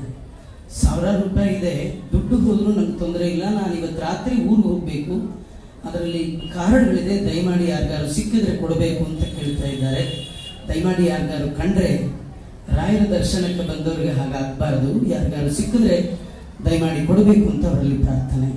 ಉಪನ್ಯಾಸದ ಮಧ್ಯದಲ್ಲಿ ವಿಘ್ನ ಮಾಡಿದ್ದಕ್ಕೆ ಮತ್ತೆ ಆಚಾರ್ಯರಲ್ಲಿ ಕ್ಷಮಾ ಯಾಚನೆ ಮಾಡ್ತಾ ಉಪನ್ಯಾಸವನ್ನು ಮುಂದುವರಿಸಬೇಕು ಅಂತ ಅವರಲ್ಲಿ ಸಭೆಯ ಪ್ರಾರ್ಥನೆ. ದಯಮಾಡಿ ಯಾರಿಗಾರು ಸಿಕ್ಕಿದ್ರೆ ಅಥವಾ ಹುಡುಗ್ರಿ ದೇವಸ್ಥಾನದ ಒಳಗೆ ಪರ್ಸ್ ಅಥವಾ ಕಾರ್ಡ್ ಯಾವ್ದಾರು ಸಿಕ್ಕರೆ ಹೊರಗೆ ಕಾಯ್ತಾ ಇದ್ದಾರೆ, ಅದನ್ನ ದಯಮಾಡಿ ಅವರಿಗೆ ತಲುಪಿಸಬೇಕು. ಹೆಣ್ಮಗಳು ನೋಡ್ರಿ, ಯಾರಿಗಾರು ಸಿಕ್ಕಿದ್ರೆ ದಯಮಾಡಿ ತಲುಪಿಸಿ. ಕಾಷ್ಠ ವಿಷ್ಠಾ ಸಮಸ್ಯೆ. ಕಾಷ್ಠಕ್ಕೆ ಬೆಂಕಿ ಬಿದ್ದರೆ ಅದು ಭಸ್ಮವಾಗ್ತದೆ, ವಿಷ್ಠ ಅದು ನೆಲದಲ್ಲಿ ಬಿದ್ದರೆ ಮಣ್ಣಾಗಿ ಹೋಗ್ತದೆ. ಮಾನವ ಶರೀರಕ್ಕೂ ಬೆಂಕಿ ಬಿದ್ದರೆ ಅಥವಾ ಮಣ್ಣಿನಲ್ಲಿ ಹಾಕಿದರೆ ಮಣ್ಣಾಗುವಿಕೆ ಅಥವಾ ಭಸ್ಮವಾಗುವಿಕೆ ಅನ್ನುವುದೇ ಸ್ಥಿತಿ. ಆದ್ದರಿಂದ ಈ ಶರೀರ ಶಾಶ್ವತ ಅಲ್ಲ. ಆ ಶರೀರದಿಂದ ನೀನು ಉಳಿಸುವ ಫಲಗಳು ಅಂದರೆ ವಿದ್ಯಾ ಕರ್ಮ ಸುತ. ಇವತ್ತು ನಾವು ಶಾಸ್ತ್ರಾಭ್ಯಾಸವನ್ನು ಮಾಡಿ ದೇವರ ಬಗ್ಗೆ ತಿಳ್ಕೊಂಡದ್ದಿದ್ರೆ ಅದು ಮುಂದಿನ ಶರೀರದಲ್ಲಿ ಆತ್ಮದಲ್ಲಿ ಸಂಸ್ಕಾರ ರೂಪದಲ್ಲಿ ನೆಲೆಗೊಳ್ಳುತ್ತದೆ. ಭಗವದ್ವಿಷಯಕ ವಿದ್ಯೆ ಶಾಶ್ವತ, ಈ ಶರೀರದಲ್ಲೇ ಮುಗಿದು ಬಿಡುವುದಿಲ್ಲ. ಮುಂದಿನ ಜನ್ಮದಲ್ಲಿ ಅದನ್ನು ಕೇಳ್ತಾ ಇದ್ದ ಹಾಗೆ ಒಳಗಿಂದ ಬೇಗ ಬೇಗ ಜ್ಞಾನ ಬಂದು ಬಿಡುತ್ತದೆ. ಇದಕ್ಕೆ ಕಾರಣ ಹಿಂದಿನ ಜನ್ಮದ ಸಂಸ್ಕಾರ. ಅದರ ವಿದ್ಯೆಗೆ ಈ ಶರೀರವನ್ನು ಉಪಯೋಗಿಸಿಕೊ. ಕರ್ಮ, ಪುಣ್ಯ ಕರ್ಮಗಳಿಗೋಸ್ಕರ ಶರೀರವನ್ನು ಉಪಯೋಗಿಸಿಕೊ. ಯಾಕಂದ್ರೆ ಪುಣ್ಯ ಕರ್ಮವು ಕೂಡ ಮುಂದಿನ ಶರೀರದಲ್ಲಿ ಸಂಕ್ರಾಂತವಾಗ್ತದೆ. ಕರ್ಮದ ಬಲದಿಂದ ಆತ ಉತ್ಕೃಷ್ಟ ಶರೀರವನ್ನು ಪಡಿತಾನೆ, ವಿಶಿಷ್ಟ ಸಾಧನೆಯನ್ನು ಮಾಡ್ತಾನೆ. ಆದ್ದರಿಂದ ಸತ್ಕರ್ಮಗಳಲ್ಲಿ ಶರೀರವನ್ನು ತೊಡಗಿಸಿಕೊ. ಮತ್ತೊಂದು ಸುತಾಹ, ಈ ಪ್ರಪಂಚದಲ್ಲಿ ಉಳಿಯುವ ಒಳ್ಳೆಯ ಸಂತಾನ, ಒಳ್ಳೆಯ ಬುದ್ಧಿ, ಒಳ್ಳೆಯ ವಿದ್ಯೆ, ನಮ್ಮ ಋಷಿ ಮುನಿಗಳ ರಕ್ತದಿಂದ ಬಂದಂತಹ ಮಗು, ಅದು ಕೂಡ ಈ ಸನಾತನ ಧರ್ಮಕ್ಕೆ ಅಂಟಿಕೊಳ್ಳುವ ಹಾಗೆ ಮಕ್ಕಳನ್ನು ಬೆಳೆಸು. ಆ ಮಕ್ಕಳು ಶಾಸ್ತ್ರೀಯವಾದ ವಿಧಿವಿಧಾನಗಳನ್ನು ನಡೆಸಿಕೊಂಡು ಪರೋಪಕಾರಕ ಜೀವನವನ್ನು ನಡೆಸ್ತಾ ನಿನ್ನ ಶರೀರತ್ಯಾಗಾನಂತರದ ಆತ್ಮಶ್ರೇಯಸ್ಸಿಗೆ ಕಾರಣರಾಗ್ತಾರೆ. ಹೀಗೆ ಈ ಶರೀರದಲ್ಲಿ ಸುಖಭೋಗಗಳಷ್ಟೇ ಅಲ್ಲಪ್ಪ, ದುರ್ಲಭಂ ಮಾನುಷಂ ಜನ್ಮ ತದಪಿ ಅಧ್ರುವಂ, ಇದು ಶಾಶ್ವತವಾದದ್ದಲ್ಲ, ಆದರೆ ಅರ್ಥದಂ, ಬಹಳಷ್ಟು ಫಲವನ್ನು ಕೊಡತಕ್ಕಂತಹ ಶರೀರ ಇದು. ಉಳಿದ ಯಾವ ಶರೀರದಲ್ಲೂ ಕೂಡ ನಾವು ಹಿಂದಿನವರು ಕೊಟ್ಟ ಜ್ಞಾನವನ್ನು ಉಳಿಸಿಕೊಳ್ಳುವುದಕ್ಕಾಗುವುದಿಲ್ಲ. ಮಾತು ಅನ್ನುವುದು ಮನುಷ್ಯನಿಗೆ ಮಾತ್ರ ಇರುವ ವಿಶಿಷ್ಟವಾದ ಕೊಡುಗೆ, ಬೇರೆ ಪ್ರಾಣಿಗಳಿಗಿಲ್ಲ. ಗಿಳಿಗೆ ಇದೆ ಅಂತ ಕೆಲವರು ಹೇಳ್ತಾರೆ, ಗಿಳಿಗೂ ಕೂಡ ಮಾತಿನ ಶಕ್ತಿ ಇಲ್ಲ. ನಮ್ಮ ಮಾತನ್ನು ಅರ್ಥ ಮಾಡಿಕೊಳ್ಳದೆ ಟೇಪ್ ರೆಕಾರ್ಡರ್ ಮಾತಾಡಿದ ಹಾಗೆ ಅದು ಬರೀ ಧ್ವನಿಯಿಂದ ಹೊರಗೆ ಹಾಕ್ತದೆ, ನಮ್ಮ ಮಾತಿನ ಹಾಗೆ ಧ್ವನಿ ಮಾಡ್ತದೆ ಹೊರತು ಅದಕ್ಕೆ ವರ್ಣಾತ್ಮಕ ಶಬ್ದಗಳನ್ನು ಉಚ್ಚಾರಣೆ ಮಾಡುವ ಶಕ್ತಿ ಯಾವ ಪ್ರಾಣಿಗೂ ಇಲ್ಲ, ಮನುಷ್ಯನಿಗೆ ಮಾತ್ರ ಇರುವಂತಹ ಶಕ್ತಿ. ಅದರ ಮೂಲಕವಾಗಿ ಹಿಂದಿನ ಎಲ್ಲರೂ ಸಂಪಾದನೆ ಮಾಡಿದ ಜ್ಞಾನವನ್ನಷ್ಟನ್ನು ನಾವು ಕ್ಷಣ ಮಾತ್ರದಲ್ಲಿ ಗ್ರಹಿಸಿ ಬಿಡಬಹುದು. ನಾವು ಅದನ್ನು ಕೂತುಕೊಂಡು ಊಹೆ ಮಾಡಿ ತಿಳ್ಕೊಳ್ಬೇಕಾದ ಅವಶ್ಯಕತೆ ಇಲ್ಲ. ಋಷಿಗಳು ಅಷ್ಟನ್ನು ಬರೆದಿಟ್ಟಿದ್ದಾರೆ. ಅಪೌರುಷೇಯವಾದ ವೇದವಾಣಿಯಲ್ಲಿ ಜ್ಞಾನದ ಸಾರ ತುಂಬಿ ತುಳುಕ್ತಾ ಇದೆ. ಅದನ್ನು ಗ್ರಹಣ ಮಾಡುವುದಷ್ಟೇ ನಮ್ಮ ಕೆಲಸ. ಶಬ್ದ ಅನ್ನುವುದು ನಮಗೆ ದೇವರು ಕೊಟ್ಟಿರುವ ಅದ್ಭುತವಾದ ಕಾಮಧೇನು. ಅದರ ಮೂಲಕ ವಿಶಿಷ್ಟವನ್ನು ಸಾಧಿಸುವ ಶಕ್ತಿ ಮಾನುಷ ಶರೀರಕ್ಕಿದೆಪ್ಪ. ಆದ್ರಿಂದ ಯಾವತ್ತೋ ವಯಸ್ಸಾದ ಮೇಲೆ ಧರ್ಮಾಚರಣೆ ಮಾಡೋಣ ಅಂತ ದೂರ ಹಾಕಬೇಡಿ ಮಕ್ಕಳೇ. ಕೌಮಾರೇ ಆಚರೇತ ಪ್ರಾಜ್ಞ ಧರ್ಮಾನ್ ಭಾಗವತಾನ್. ಭಗವದ್ ವಿಷಯಕವಾದ ಧರ್ಮವನ್ನು ಈ ಕೌಮಾರಾವಸ್ಥೆಯಲ್ಲೇ ನಾವು ಪ್ರಾರಂಭಿಸಬೇಕು. ಇದನ್ನು ಅಂಡರ್ಲೈನ್ ಮಾಡಬೇಕು ನಾವು. ಕೌಮಾರೇ ಆಚರೇತ್. ಯಾಕೆಂತ ಹೇಳಿದ್ರೆ ಹೆಚ್ಚಿನ ನಮ್ಮ ಭಾರತ ದೇಶದ ಗರ್ಭದಲ್ಲಿ ಹುಟ್ಟಿದವರಲ್ಲಿರುವ ಒಂದು ಭಾವನೆ ಏನು ಅಂತ ಹೇಳಿದ್ರೆ, ಈ ಧರ್ಮಾನುಷ್ಠಾನ ಎಲ್ಲ ರಿಟೈರ್ಡ್ ಆದ ಮೇಲೆ, ರಿಟೈರ್ಡ್ ಪರ್ಸನ್ಗೆ ಎಲ್ಲ ರಿಟೈರ್ಡ್ ಆದ ಮೇಲೆ ಮಾಡುದು. ಅಂದ್ರೆ ಆಗ ಟೈರ್ಡ್ ಆಗಿರ್ತಾರೆ, ಅವ್ರು ಏನ್ ಮಾಡುದು ಮತ್ತೆ ಪ್ರಶ್ನೆ ಬರ್ತದೆ. ಬಾಲ್ಯದಲ್ಲಿ ಉಪವಾಸದಂತಹ ವ್ರತಾನುಷ್ಠಾನಗಳಲ್ಲಿ ಸ್ವಲ್ಪ ಅಭ್ಯಾಸ ಆಗಿದ್ದರೆ ಆವಾಗ ಶರೀರ ಸ್ವಲ್ಪ ಕ್ಷೀಣವಾದಾಗಲೂ ನಡೆಸಿಕೊಂಡು ಹೋಗುವುದಕ್ಕಾಗ್ತದೆ. ನಾವು ಈ ಬಾಲ್ಯದಲ್ಲಿ ಈಗ ಇದು ಸುಖ ಅನುಭವಿಸುವುದಕ್ಕೋಸ್ಕರ ಇರುವ ಕಾಲ. ಪರಿಸ್ಥಿತಿ ಹೇಗಿದೆ ಅಂದ್ರೆ, ಈ ಮಕ್ಕಳನ್ನು ಈಗ ಒಂದು ಒಳ್ಳೆಯ ಸಂಪ್ರದಾಯ ನಮ್ಮಲ್ಲಿ ಪ್ರಾರಂಭ ಆಗಿದೆ ಸಮಾಜದಲ್ಲಿ. ಏನಂದ್ರೆ, ವಿದ್ಯಾರ್ಥಿಗಳಿಗೆ ಶಾಲೆಯ ವಿದ್ಯಾಭ್ಯಾಸ ಮುಗಿಸಿ 1 ತಿಂಗಳು 1.5 ತಿಂಗಳು ರಜೆ ಸಿಗ್ತದೆ. ಆ ರಜೆಯ ಸಮಯದಲ್ಲಿ ಬೇರೆ ಬೇರೆ ಕಡೆಯಲ್ಲಿ ಧಾರ್ಮಿಕ ಶಿಬಿರಗಳು, ಧಾರ್ಮಿಕ ಚಿಂತನ ಗೋಷ್ಠಿಗಳು ಇದೆಲ್ಲ ಬಹಳಷ್ಟು ಇವತ್ತು ನಡೀತಾ ಇದ್ದಾವೆ. ಅನೇಕ ಪೀಠಾಧಿಪತಿಗಳೆಲ್ಲ ಅದರಲ್ಲಿ ತಮ್ಮನ್ನು ಭಾರಿ ತೊಡಗಿಸಿಕೊಂಡು ಕೆಲಸ ನಡೆಸ್ತಾ ಇದ್ದಾರೆ. ಹಾಗಾಗಿ ಅಲ್ಲಲ್ಲಿ ನಡೆಯುವ ಈ ಧಾರ್ಮಿಕ ಗೋಷ್ಠಿಗಳಲ್ಲಿ ಇವತ್ತು ಮಕ್ಕಳು ಭಾಗವಹಿಸುವುದು ಜಾಸ್ತಿ ಆಗಿದೆ. ಹಿಂದೆ ಎಲ್ಲ ಈಜು ಕಲಿಯುವುದಕ್ಕೆ, ಸೈಕಲ್ ಕಲಿಯುವುದಕ್ಕೆ, ಕಂಪ್ಯೂಟರ್ ಕಲಿಯುವುದಕ್ಕೆ, ಈಗೆಲ್ಲ ಮಕ್ಕಳು ಮನೆಯಲ್ಲಿ ಹುಟ್ಟುವಾಗಲೇ ಕಂಪ್ಯೂಟರ್ ಕಲಿತೇ ಹುಟ್ಟಿರ್ತಾರೆ. ಅದರಿಂದ ಅದು ಸಮಸ್ಯೆ ಇಲ್ಲ. ಈಗ ಈ ಧಾರ್ಮಿಕ ಶಿಬಿರಗಳಲ್ಲೆಲ್ಲ ಭಾಗವಹಿಸುವ ಸಂಖ್ಯೆ ಜಾಸ್ತಿ ಆಗಿದೆ. ಈ ಧಾರ್ಮಿಕ ಶಿಬಿರಗಳಲ್ಲಿ ಒಂದು ಸಲ 10 ದಿವಸ 15 ದಿವಸದ ಶಿಬಿರ ಮುಗಿಸಿ ಮನೆಗೆ ಬಂದವರು ಮನೆಯಲ್ಲಿ ಸ್ವಲ್ಪ ಧರ್ಮಾನುಷ್ಠಾನ ಶುರು ಮಾಡಿದ್ರೆ ಈ ತಂದೆ ತಾಯಿ ಕೂತ್ಕೊಂಡು ಏನೋ ಮಗು ಕೆಟ್ಟು ಬಿಟ್ಟಲ್ವೋ ನಾವು ಶಿಬಿರಕ್ಕೆ ಕಳಿಸಿ ಇಂಥ ತಲೆ ಕೇಳ್ಕೊಳ್ಳುವ ಸ್ಥಿತಿ ಬಂದಿದೆ. ಏನು ನಾವು ಮಾಡಿದ ಅಡಿಗೆ ಅವನಿಗೆ ಆಗುದಿಲ್ಲ ಅಂತೆ, ನಾವು ಇದು ಹಾಕಿದ್ರೆ ಆಗುದಿಲ್ಲ, ಅವನಿಗೆ ಬೇರೆ ಹಾಕ್ಬೇಕಂತೆ, ಇದು ತಿನ್ನೋಲ್ಲ ಅದು ತಿನ್ನೋಲ್ಲ, ಏನೋ ವಿಚಿತ್ರ ಆಗಿಬಿಟ್ಟಿದ್ದಾನೆ, ಮನೆಗೆ ಸಮಸ್ಯೆ ಆಯ್ತಲ್ಲ. ಅವರಿಗೆ ಇವರು ಉಪದೇಶ, ಬೇಡ ಮಗು ಏಕಾದಶಿ ನೀನು ಈಗ ಉಪವಾಸ ಮಾಡೋದು ಬೇಡ, ನಮ್ಮ ಹಾಗೆ ವಯಸ್ಸಾದ್ಮೇಲೆ ಬೇಕಾದ್ರೆ ಮಾಡು, ಈಗ ಮಾಡಬೇಕು. ಈ ಮಗು ಹೊಟ್ಟೆಗೆ ತಿನ್ನದೇ ಹೋದ್ರೆ ಕರಳು ನೋಯುವುದು ಈ ತಂದೆ ತಾಯಿಗೆ ಪಾಪ. ಇದರಿಂದಾಗಿ ಇದಕ್ಕೆ ಅಭಿಮಾನ ಅಂತ ಹೆಸರಲ್ಲ, ಇದಕ್ಕೆ ದುರಭಿಮಾನ ಅಂತ ಹೆಸರು. ಪ್ರಹ್ಲಾದರಾಜರ ಉಪದೇಶದಲ್ಲಿ ಅದು ಕೂಡ ಒಂದು. ಅಭಿಮಾನ ತ್ಯಾಗ ಮಾಡುವಂತ ಪ್ರಹ್ಲಾದರಾಜರು ಹೇಳುವುದಿಲ್ಲ. ಕೃಷ್ಣನ ಉಪದೇಶದಲ್ಲಿ ಅಭಿಮಾನ ತ್ಯಾಗ ಮಾಡುವಂತ ಒಂದಿದೆ, ಮಾತ್ರ ಸ್ಪರ್ಶಾಸ್ತುಕವಂತೆಯ ಅನ್ನೋ ಮಾತಿನಲ್ಲಿದೆ. ಪ್ರಹ್ಲಾದರಾಜರು ಹೇಳುವಾಗ ಅಭಿಮಾನ ತ್ಯಾಗ ಮಾಡುವಂತ ಹೇಳುವುದಿಲ್ಲ, ಅಭಿಮಾನ ಬೇಕು. ನರಸಿಂಹ ಪುರಾಣದಲ್ಲಿ ಬರ್ತದೆ, ಅಭಿಮಾನ ವಿಹೀನಾನಾಂ ಕಿಂಧನೇನ ಕಿಮಾಯುಷ. ಅಭಿಮಾನ ಇಲ್ಲದೆ ಇದ್ದ ವ್ಯಕ್ತಿಗೆ ದುಡ್ಡು ಬಂದು ಏನು ಪ್ರಯೋಜನ, ಆಯುಷ್ಯ ಇದ್ದೇನು ಪ್ರಯೋಜನ? ಅಭಿಮಾನ ಬೇಕು, ಆದರೆ ಯಾವುದು ಬಿಡಬೇಕು? ದುರಭಿಮಾನ ಬಿಡಬೇಕು. ಅಭಿಮಾನ ಬೇಕು. ಕೃಷ್ಣನು ಕೂಡ ಅಭಿಮಾನ ಬಿಡು ಅಂತ ಹೇಳಿದ್ದು, ದುರಭಿಮಾನವನ್ನು ಬಿಡು ಅಂತ ಹೇಳಿದ್ದು. ಇದು ಈಗ ಅಭಿಮಾನ ಅಲ್ಲ. ಮಕ್ಕಳು ಉಪವಾಸ ಮಾಡಿದ್ರು ಕೂಡ ಇವರು ಹೊಟ್ಟೆ ನೋಯುತ್ತಲ್ವಾ, ಧರ್ಮಾನುಷ್ಠಾನ ಮಾಡ್ತಾ ಇದ್ರು, ಬೆಳಗ್ಗೆ 4 ಗಂಟೆಗೆ ಏಳಬೇಕು ಅಂತ ಶಾಸ್ತ್ರ ಹೇಳ್ತದೆ. ಆ ಮಗು 4:15 ಹೇಳ್ತೇನೆ ಅಮ್ಮ ಅಂತ ಹೇಳಿದ್ರೆ ಇವಳು 7 ಆದಾಗ ಹೇಳುವ ಅಭ್ಯಾಸ ಮಾಡಿಕೊಂಡು ಅವಳು ತೀರ್ಮಾನ ಮಾಡಿದ್ದಾಳೆ, 7 ಅಂತ ಹೆಸರು ಯಾಕೆ ಇಟ್ಟದ್ದು, ಆ ಹೊತ್ತಿಗೆ ಹೇಳಬೇಕಾದ್ದರಿಂದ ಅಂತ ತೀರ್ಮಾನ ಮಾಡಿದ್ದಾಳೆ. ಆದ್ರಿಂದ ಇದು 4:15 ಇದ್ರೆ ಅವರಿಗೆ ಕಿರಿಕಿರಿ ಆಗುತ್ತಲ್ಲ. 4:15 ಹೇಳಬಾರ್ದು, ಮಗು ಸೂರ್ಯ ಉದಯಿಸಿದ ಮೇಲೆ ಹೇಳಬೇಕು, ಸೂರ್ಯವಂಶದವರು ನಾವೆಲ್ಲ ಅಂತ ಹೇಳೋದಕ್ಕೆ ಪ್ರಾರಂಭಿಸ್ತಾರೆ. ಈ ಧರ್ಮದ ಬಗ್ಗೆ ಹಿರಿಯರು ಆಸಕ್ತಿಯನ್ನು ಬೆಳೆಸಿಕೊಳ್ಳುವುದಕ್ಕಿಂತ ಮುಖ್ಯವಾಗಿ ಆಸಕ್ತ ವ್ಯಕ್ತಿಗಳಿಗೆ ಪ್ರಚೋದನೆ ಕೊಡುವುದನ್ನು ಬೆಳೆಸಿಕೊಂಡ್ರೆ ಭಾರತ ಮತ್ತೆ ಪ್ರಾಚೀನ ಭಾರತದ ಆ ಒಂದು ಪರಿಮಳ ಪ್ರಪಂಚದಲ್ಲಿ ಇರುವುದಕ್ಕೆ ಪ್ರಾರಂಭವಾಗ್ತದೆ. ಅದನ್ನು ಹೇಳ್ತಾನೆ, ಕೌಮಾರೇ ಆಚರೇತ್ ಪ್ರಾಜ್ಞಃ. ಪ್ರಾಜ್ಞನಾದ ವ್ಯಕ್ತಿ ಬಾಲ್ಯದಲ್ಲೇ ಧರ್ಮಾಚರಣೆಗಳನ್ನು ಪ್ರಾರಂಭ ಮಾಡಬೇಕು. ಬಾಲ್ಯದಲ್ಲಿ ಕೇಶವ ನಾರಾಯಣ ಗೋವಿಂದ ಅಂತ ಕಲಿಯದೇ ಇದ್ದ ವ್ಯಕ್ತಿ ಕೊನೆಗೆ ಕೇಶವ ಅಂತ ಹೇಳುವುದರ ಬದಲು ಕೇಶವ ಅಂತ ಹೇಳ್ತಾನೆ. ಅವನಲ್ಲಿ ಶಾ ಶಾ ಸಾ ಇದೆಲ್ಲ ಗೊತ್ತೇ ಆಗುವುದಿಲ್ಲ ಅವನಿಗೆ. ಬಾಲ್ಯದಲ್ಲಿ ಕಲ್ತ್ರೆ ಮುಂದಕ್ಕೂ ಶುಕ್ಲಾಂಬರ ಧರ್ಮ ವಿಷ್ಣು ಅಂತ ಹೇಳಿ ಬರ್ತದೆ. ಇಲ್ಲೇ ಹೋದ್ರೆ ಲಿಟ್ಲ್ ಸ್ಟಾರ್ ಅಷ್ಟೇ, how I wonder what you are, ಅದು ಮಾತ್ರ ಬರ್ತದೆ. ಇದೆಲ್ಲ ಬರುವುದೇ ಇಲ್ಲ. ಮಕ್ಕಳಿಗೆ ಬಾಲ್ಯದಲ್ಲಿ ಕಲಿಸಿದ್ದು ಮುಂದಕ್ಕೆ ಬರ್ತದೆ. ಪ್ರಹ್ಲಾದ ಬಾಲಕನಾಗಿ 5 ವರ್ಷದ ಹಸುಳೆಯಾಗಿ ತನ್ನ ಸುತ್ತಮುತ್ತ ಸೇರಿದ ಮಕ್ಕಳಿಗೆ ಹೇಳ್ತಾನೆ, ಬಾಲ್ಯದಿಂದಲೇ ಧರ್ಮಾಚರಣೆಯನ್ನು ಪ್ರಾರಂಭಿಸಬೇಕು. ಆದರೆ ಅದು ದೈತ್ಯ ಬಾಲಕರು. ಆ ಬಾಲಕರಿಗೆ ಐಹಿಕ ಸುಖಭೋಗಗಳು ಅಂದರೆ ಭಾರಿ ಆಸಕ್ತಿ. ಅದನ್ನು ದೂರ ಮಾಡುವುದಕ್ಕೆ ಇವನು ಹೇಳ್ತಾನೆ, ನಮಗೆ ಸುಖವೂ ಬರ್ತದೆ, ದುಃಖವೂ ಬರ್ತದೆ. ನಾವು ದುಃಖಕ್ಕೋಸ್ಕರ ಯಾವತ್ತಾದರೂ ಪ್ರಯತ್ನ ಪಟ್ಟದ್ದುಂಟ? ಇಲ್ಲ. ದುಃಖ ಬರ್ತದಲ್ಲ, ಹಾಗೆ ಸುಖಕ್ಕೆ ಪ್ರಯತ್ನ ಪಡದೆ ಹೋದ್ರೂ ಬರುತ್ತೆ. ಯಾಕೆ ಪ್ರಯತ್ನ ಪಡಬೇಕು? ಸುಮ್ಮನೆ ಆಯುಷ್ಯ ವ್ಯರ್ಥ ಅಲ್ವಾ? ಸುಖಮೈಂದ್ರಿಯಕಂ ದೈತ್ಯಾಹ ದೈವಯೋಗೇನ ದೇಹಿನಾಂ ಸರ್ವತ್ರ ಲಭ್ಯತೆ ದೈವಾತ್ ಯಥಾ ದುಃಖಂ ಅಯತ್ನತಃ. ಪ್ರಯತ್ನವಿಲ್ಲದೆ ದುಃಖ ಹೇಗೆ ಪ್ರಾಪ್ತವಾಗ್ತದೋ ಹಾಗೆ ಐಂದ್ರಿಯಕ ಸುಖವೂ ಕೂಡ ತಾನೇ ತಾನಾಗಿ ಪ್ರಾಪ್ತವಾಗ್ತದೆ.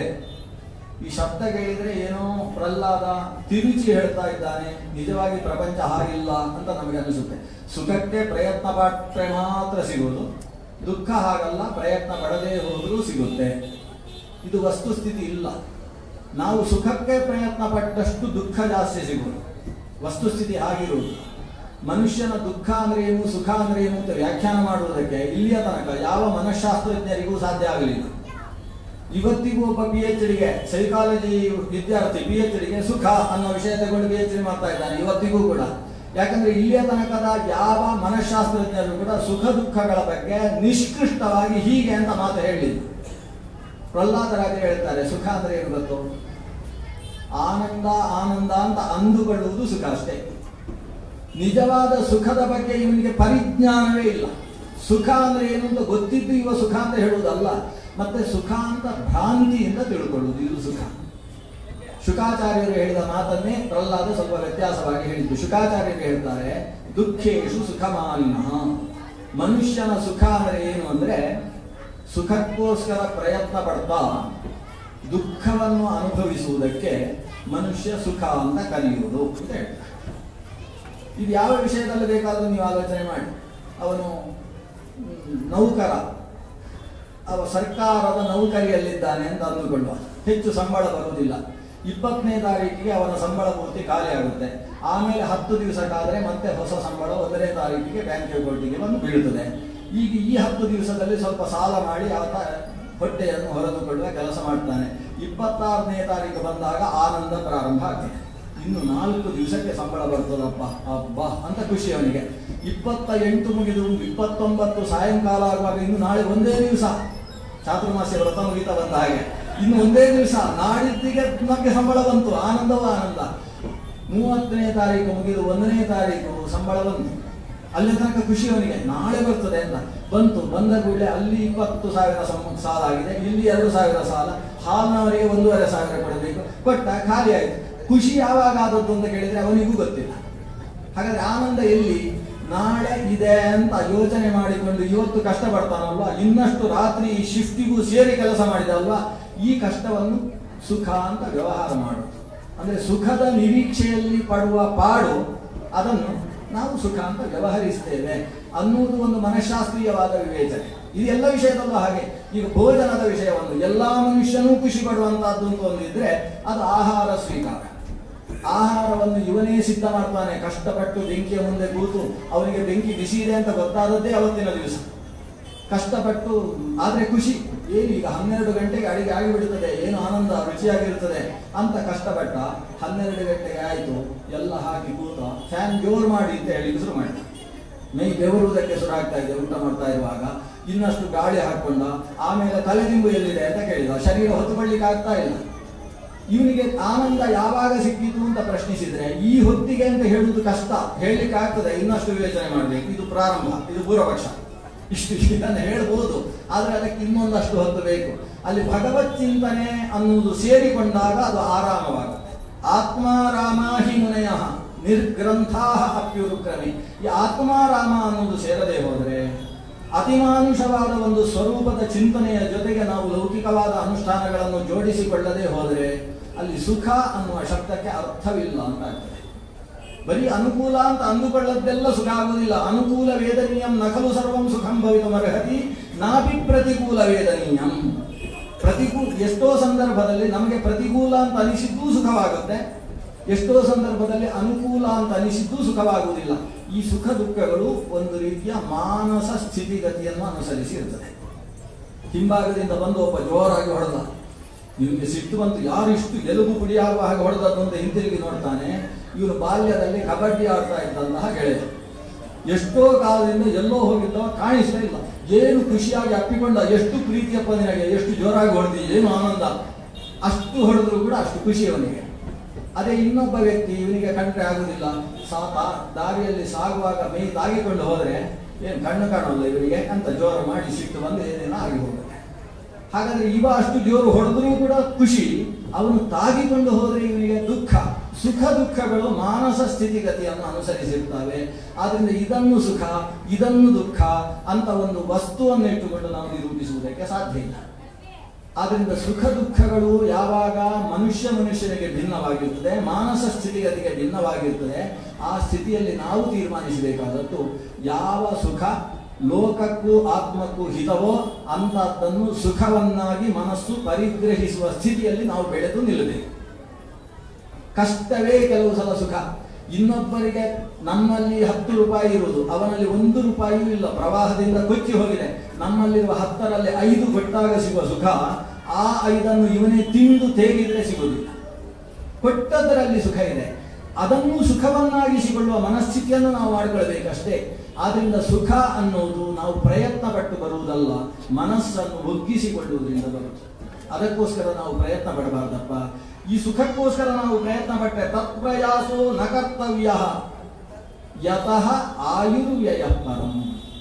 ನೀವು ಸುಖಕ್ಕೋಸ್ಕರ ಪ್ರಯಾಸ ಪಡ್ತಾ ಕೂತ್ರೆ ಅಷ್ಟು ಆಯುಷ್ಯ ಹಾಳಾಯಿತು ಅಂತ ಅರ್ಥ. ಆಯುಷ್ಯ ಹಾಳಾಯಿತು. ಆಯುಷ್ಯ ಮತ್ತು ವಯಸ್ಸು ಅಂತ ಎರಡಿದೆ. ಆಯುಸ್ಸು, ವಯಸ್ಸು. ಒಂದು ಜಾಸ್ತಿ ಆಗ್ತಾ ಇರ್ತದೆ, ಒಂದು ಕಡಿಮೆ ಆಗ್ತಾ ಇರ್ತದೆ. ಇವನಿಗೆ ವಯಸ್ಸು 10 ಆಯಿತು ಅಂದ್ರೆ ಏನರ್ಥ? ಅಲ್ಲಿ 100 ಇದ್ದದ್ದು 90 ಆಯಿತು ಅಂತ ಅರ್ಥ. ಅಂದ್ರೆ ಆಯುಸ್ಸು ಕಡಿಮೆ ಆಗ್ತಾ ಇರ್ತದೆ, ವಯಸ್ಸು ಜಾಸ್ತಿ ಆಗ್ತಾ ಇರ್ತದೆ. ನಮ್ಮಲ್ಲಿ ನಾವು ಖುಷಿ ಪಡ್ತಾ ಇರ್ತೇವೆ, ಯಾಕಂದ್ರೆ ನನಗೆ ವಯಸ್ಸು ಇಷ್ಟ ಆಯಿತು, 50 ಆಯಿತು, 60 ಷಷ್ಠಿ ಪೂರ್ತಿ ಭಾರಿ ಖುಷಿ, 61 ಆಯಿತು.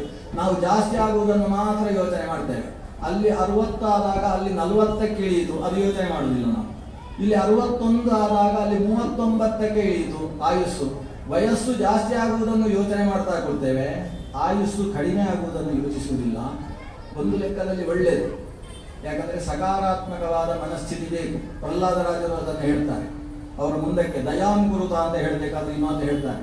ನಾವು ದುಃಖ ದುಃಖ ಅಂತ ಅಂದುಕೊಂಡು ಬದುಕಬಾರದು, ಸುಖ ಸುಖ ಅಂತ ಅಂದುಕೊಂಡು ಬದುಕಬೇಕು. ಎಲ್ಲವನ್ನು ನೆಗೆಟಿವ್ ದೃಷ್ಟಿಕೋನ ನಮ್ಮಲ್ಲಿರಬಾರ್ದು, ನಕಾರಾತ್ಮಕ ದೃಷ್ಟಿಕೋನ ಇರಬಾರ್ದು. ಪಾಸಿಟಿವ್ ಚಿಂತನೆ ಯಾವತ್ತೂ ಇರಬೇಕು.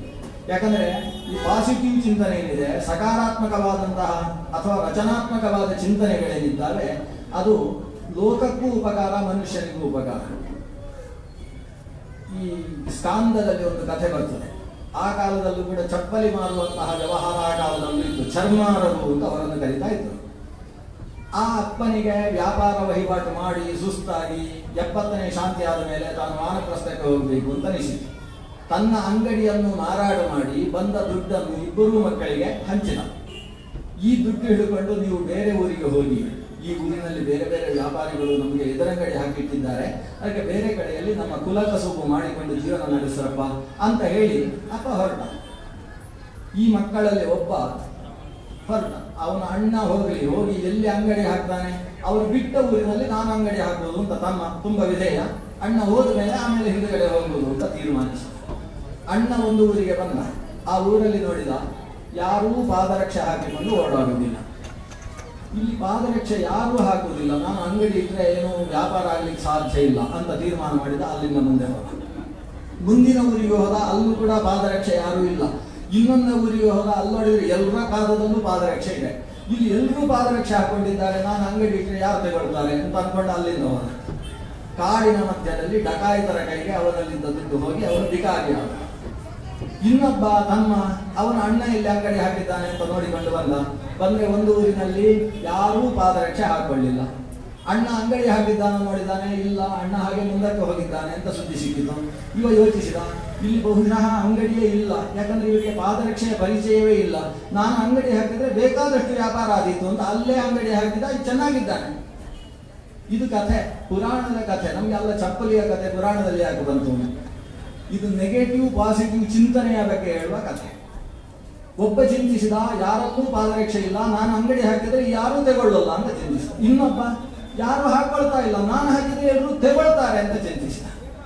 ಈ ರಚನಾತ್ಮಕ ದೃಷ್ಟಿಕೋನ ಯಾರಲ್ಲಿರ್ತಾರೆ ಅವರು ಯಾವತ್ತಿಗೂ ಚೆನ್ನಾಗಿರ್ತಾರೆ. ಆದ್ರಿಂದ ಎಲ್ಲವೂ ದುಃಖ, ಏನಾಗಿ ಬಿಡುತ್ತೋ ಏನೋ, ಯಾಕೆ ಶುರು ಮಾಡುವುದು, ಈ ರೀತಿಯ ಮನಸ್ಥಿತಿಯನ್ನು ಬಿಟ್ಟು ರಚನಾತ್ಮಕವಾದ ಸಕಾರಾತ್ಮಕವಾದ ಚಿಂತನೆಯಿಂದ ಪ್ರತಿಯೊಂದು ಹಂತದಲ್ಲೂ ಮುಂದುವರಿಬೇಕು. ಆದರೆ ಆ ಎಲ್ಲ ಮುಂದೆ ಸಾಗುವ ವ್ಯವಹಾರದಲ್ಲೂ ಕೂಡ ಭಗವತ್ ಚಿಂತನೆಯನ್ನು ರೂಢಿಸಿಕೊಳ್ಳಬೇಕು. ಇದು ಪ್ರಹ್ಲಾದನ ಮೂಲಭೂತವಾದ ಉಪದೇಶ. ಪ್ರಹ್ಲಾದನ ಉಪದೇಶಗಳನ್ನು ನಾವು ಲೆಕ್ಕ ಹಾಕ್ತಾ ಹೋದರೆ ಮುಗಿಯುವುದಿಲ್ಲ.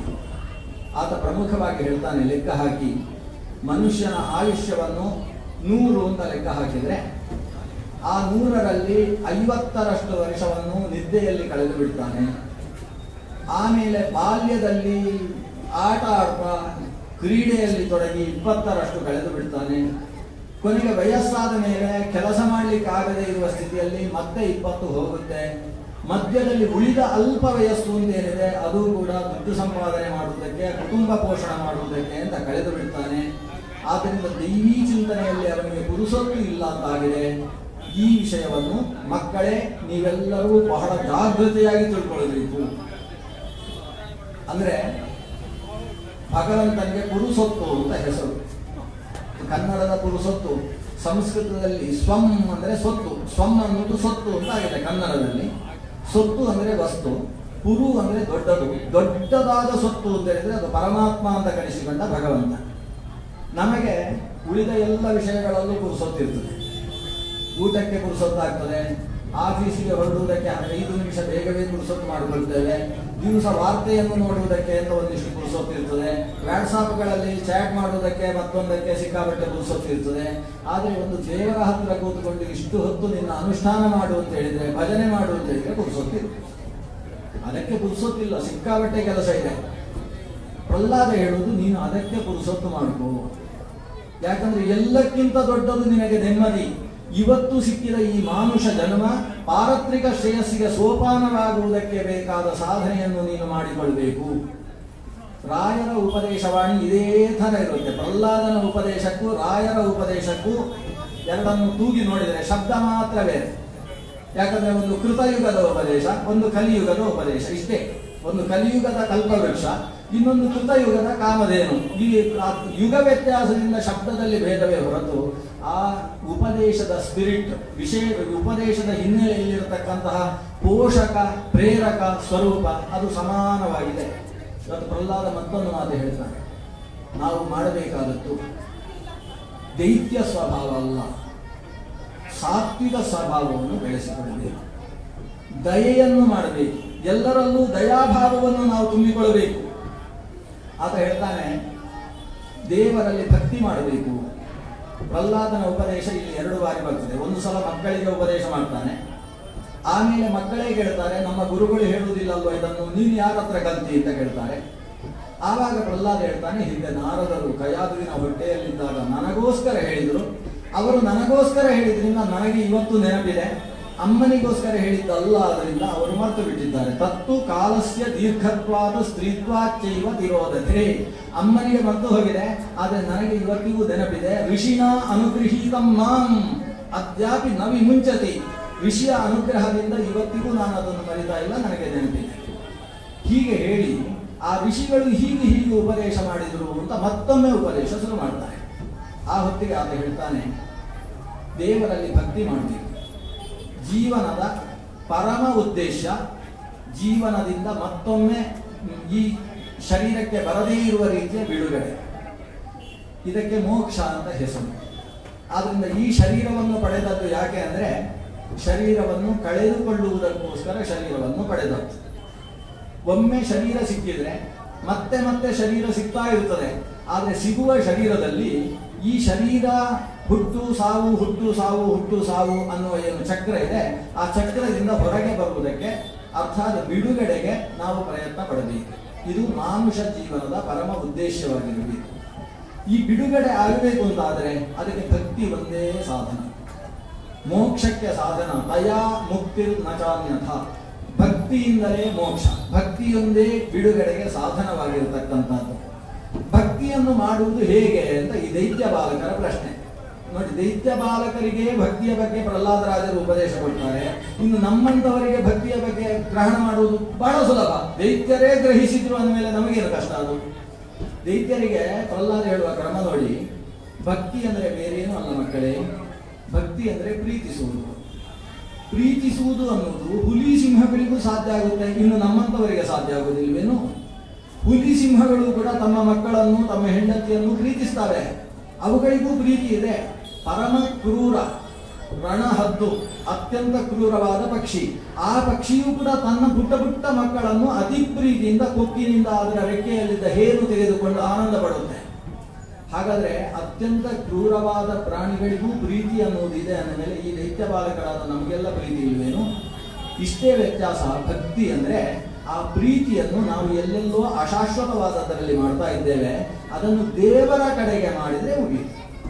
ಅಲ್ಲ, ದೇವರ ಕಡೆಗೆ ಮಾಡುವುದು ಅಂದ್ರೆ ದೇವರು ನಮಗಿಂತ ಸಿಕ್ಕಾಪಟ್ಟೆ ದೂರದಲ್ಲಿರುವುದು, ದೂರದಲ್ಲಿದ್ದವರಲ್ಲಿ ಪ್ರೀತಿ ಮಾಡುವುದು ಹೇಗೆ? ಅದಕ್ಕೆ ಪ್ರಹ್ಲಾದ ಹೇಳ್ತಾನೆ, ಅದು ಕಷ್ಟ ಇಲ್ಲ. ಆತ್ಮತ್ವಾದ ಸರ್ವಭೂತಾನ. ಆ ಭಗವಂತ ಎಲ್ಲೋ ದೂರದಲ್ಲಿಲ್ಲ, ಎಲ್ಲ ನಮ್ಮ ಒಳಗೆ ಇದ್ದಾನೆ. ಒಳಗೆ ಇರುವ ಭಗವಂತನಲ್ಲಿ ನಾವು ಪ್ರೀತಿ ಮಾಡಬೇಕು. ಇದನ್ನು ಬಿಡಿಸಿ ಬಿಡಿಸಿ ಹೇಳುವುದಕ್ಕೆ ಪ್ರಾರಂಭ ಮಾಡ್ತಾನೆ. ಅಂದ್ರೆ ಭಗವಂತನಲ್ಲಿ ಭಕ್ತಿ ಮಾಡುವುದು ಅಂದ್ರೆ ಪ್ರೀತಿ ಮಾಡುವುದು. ಆ ಪ್ರೀತಿ ಭಕ್ತಿಯಿಂದ ಕಲಿಸಿಕೊಳ್ಳಬೇಕಾದ್ರೆ ಅವನ ಮಹತ್ವವನ್ನು ತಿಳಿಬೇಕು. ಅವನ ಮಹತ್ವ ನಾನು ಹೇಳ್ತೇನೆ ಕೇಳಿದ್ದ. ಸೃಷ್ಟಿಗೆ ಹೇಗೆ ಹೇಗೆ ಕಾರಣನಾಗಿದ್ದಾನೆ, ನಮಗೆ ಏನು ಉಪಕಾರ ಮಾಡ್ತಾನೆ, ಅದನ್ನೆಲ್ಲ ಬಿಡಿಸಿ ಬಿಡಿಸಿ ಹೇಳ್ತಾನೆ. ಭಕ್ತಿ ಹುಟ್ಟುವುದಕ್ಕೋಸ್ಕರ ಭಗವಂತನ ಮಹಾತ್ಮೆಯನ್ನು ಹೇಳ್ತಾನೆ. ಯಾವಾಗ ಮಹಾತ್ಮ್ಯ ಜ್ಞಾನ ಬರ್ತದೆ, ಪ್ರೀತಿಯೂ ಇರ್ತದೆ, ಆವಾಗ ಅದೇ ಪ್ರೀತಿಗೆ ಭಕ್ತಿಯಿಂದ ಹೆಸರು. ಅಯ್ಯೋ ಪಾಪ ಅಂತ ಮನಸ್ಥಿತಿ ಇರ್ತದೆ, ಪ್ರೀತಿಯೂ ಇರ್ತದೆ, ಅಂತದಕ್ಕೆ ವಾತ್ಸಲ್ಯ ಅಂತ ಹೆಸರು. ಪ್ರೀತಿಯೇ ವಾತ್ಸಲ್ಯ, ಆದರೆ ಚಿಕ್ಕವರಲ್ಲಿ ಮಾಡುವ ಪ್ರೀತಿ ಆದಾಗ ಅದು ವಾತ್ಸಲ್ಯ ಆಗ್ತದೆ. ನಮಗೆ ಸಮಸ್ಕಂದರಾದ ವ್ಯಕ್ತಿಯಲ್ಲಿ ಮಾಡುವ ಪ್ರೀತಿ ಅದು ಸ್ನೇಹ ಅಂತ ಕರೆಸಿಕೊಳ್ತದೆ. ಭಿನ್ನಲಿಂಗಗಳಲ್ಲಿ ನಡೆದಂತಹ ಪ್ರೀತಿ ಪ್ರೇಮ ಅಂತಲೋ ಪ್ರೀತಿಯಿಂದಲೋ ಕರೆಸಿಕೊಳ್ತದೆ. ಹಿರಿಯರಲ್ಲಿ, ಜ್ಞಾನಿಗಳಲ್ಲಿ, ಉತ್ಕರ್ಷವುಳ್ಳಂತಹ ಮಹಾತ್ಮರಲ್ಲಿ ನಡೆಸುವ ಪ್ರೀತಿ ಅದು ಭಕ್ತಿಯಿಂದ ಕರೆಸಿಕೊಳ್ತದೆ. ಅದರಿಂದ ಪ್ರೀತಿ ಅಂದರೆ ಭಕ್ತಿಯೇ. ಪ್ರೀತಿ ಭಕ್ತಿ ಅಂದರೂ ಪ್ರೀತಿಯೇ. ಪ್ರೀತಿಸುವುದು ಅನ್ನೋದು ಪ್ರತಿಯೊಂದು ಮನುಷ್ಯ, ಪ್ರತಿಯೊಂದು ಪ್ರಾಣಿ, ಪ್ರತಿಯೊಂದು ಚೇತನ ಅದರ ಸ್ವಭಾವ ಇದೆ. ಆ ಸ್ವಭಾವವಾದ ಪ್ರೀತಿಯನ್ನು ಭಗವಂತನ ಕಡೆಗೆ ಹರಿಸುವುದಷ್ಟೇ ನಮ್ಮ ಪ್ರಯತ್ನದಿಂದ ಲಭ್ಯವಾಗಬೇಕಾದದ್ದು. ಅದಕ್ಕೋಸ್ಕರ ಕೆಲವು ನಾವು ಮಾಡಬೇಕು. ಏನು ಮಾಡಬೇಕು ಅಂತೋ, ದಯಾಂಕುರುತ ಸೌಹೃದಾರ್ಥ. ಮೊದಲು ಕ್ರೌರ್ಯವನ್ನು ಬಿಡಿ. ಯಾರು ಕಷ್ಟದಲ್ಲಿದ್ದಾರೆ ಅವರಿಗೆ ಉಪಕಾರ ಮಾಡುವ ಕಡೆಗೆ ಗಮನ ಹರಿಸುವ. ಮೊದಲು ನಾವು ಎಲ್ಲರನ್ನೂ ಪ್ರೀತಿಸುವುದಕ್ಕೆ ಕಲಿಯೋಣ. ಯಾರು ಎಲ್ಲರನ್ನೂ ಪ್ರೀತಿಸ್ತಾನೆ ಅವನಿಗೆ ದೇವರಲ್ಲಿ ಭಕ್ತಿ ಹುಟ್ಟಿಯೇ ಹುಟ್ಟುತ್ತೆ. ವಿಷ್ಣೋರ್ ಗ್ರಹತ್ವಾತ್ ಭೂತೇಶು. ದೇವರನ್ನು ಆರಾಧಿಸುವ ಕ್ರಮ ಹೇಗೆ ಅಂದರೆ, ದೇವರು ಎಲ್ಲೆಡೆ ಇದ್ದಾನೆ, ಅವನು ಸರ್ವವ್ಯಾಪಿ. ಎಲ್ಲರ ಒಳಗಿರುವ ಭಗವಂತನನ್ನು ಪೂಜೆ ಮಾಡಬೇಕು. ಪೂಜೆ ಮಾಡುವುದು ಅಂದರೆ ಎಲ್ಲರಿಗೂ ಕೂಡ ಖುಷಿ ಆಗುವ ಹಾಗೆ ಬದುಕಬೇಕು. ಇದು ಪ್ರಹ್ಲಾದನ ಉಪದೇಶ, ಬಹಳ ಸುಂದರವಾದ ಉಪದೇಶ. ತಸ್ಮಾತ್ ಸರ್ವೇಷು ಭೂತೇಷು ದಯಾಂ ಕುರುತ ಸೌಹೃದಾತ್ ಭಾವಂ ಆಸುರ ಮುನ್ಮುಚ್ಯ ತಯಾ ತುಷ್ಯತ್ಯಧೋಕ್ಷಯ. ಎಲ್ಲರಿಗೂ ಮಾಡುವ ಸೇವೆಯಿಂದ ಅಧೋಕ್ಷಯ ತೃಪ್ತನಾಗ್ತಾನೆ. ಆನಂದತೀರ್ಥ ಭಗವತ್ಪಾದರು ಗೀತಾಭಾಷ್ಯದಲ್ಲಿ ಈ ಮಾತು ಹೇಳ್ತಾರೆ. ಸಂತೋಷಂ ಜನಯೇತು ಪ್ರಾಜ್ಞಃ ತದೇವ ಈಶ್ವರ ಪೂಜನಂ. ನಾವು ದೇವರ ಪೂಜೆ ಮಾಡ್ತಾ ಇರ್ತೇವೆ. ಯಾರಾದರೂ ಬಂದು ಕಷ್ಟದಿಂದ ಸ್ವಾಮಿ 3 ದಿವಸ ಹೊಟ್ಟೆಗಿಲ್ಲ, ಏನಾದರೂ ಕೊಡಿ, ದೇವರು ನೀವು ದೇವರು ಅಂತ ಹೇಳ್ತಾ ಇರ್ತಾನೆ. ನಾವು ಅಲ್ಲಿ ಖರ್ಚನೆ ಮಾಡ್ತೇವೆ. ಏನಂತ ಅವನಿಗೆ, ನಾನು ಪೂಜೆ ಮಾಡಬೇಕಾದ್ರೆ ಉಪದ್ರ, ಅವನಿಗೆ ಒಂದಿಷ್ಟು ಬೈದು ಕಳಿಸು, ನಾಳೆ ಬಾ ಅಂತ ಹೇಳು, ಇವತ್ತು ಶುಕ್ರವಾರ ಕೊಡ್ಲಿಕ್ಕಾಗಲ್ಲ ಅಂತ ಹೇಳು ಅಂತ ಇಷ್ಟೆಲ್ಲ ಮಾತಾಡಿ ಕಳಿಸ್ತಾನೆ. ಆದರೆ ದೇವರ ಪೂಜೆಯಲ್ಲಿ ಭಾಗವತದ ಒಂದು 3 ಸಂದರ್ಭದಲ್ಲಿ ಇಂಥ ಮಾತು ಬರುತ್ತೆ. ಭಗವದ್ಗೀತೆಯಲ್ಲಿ 2 ಬಾರಿ ಆಚಾರ್ಯರು ಈ ಮಾತು ಹೇಳ್ತಾರೆ.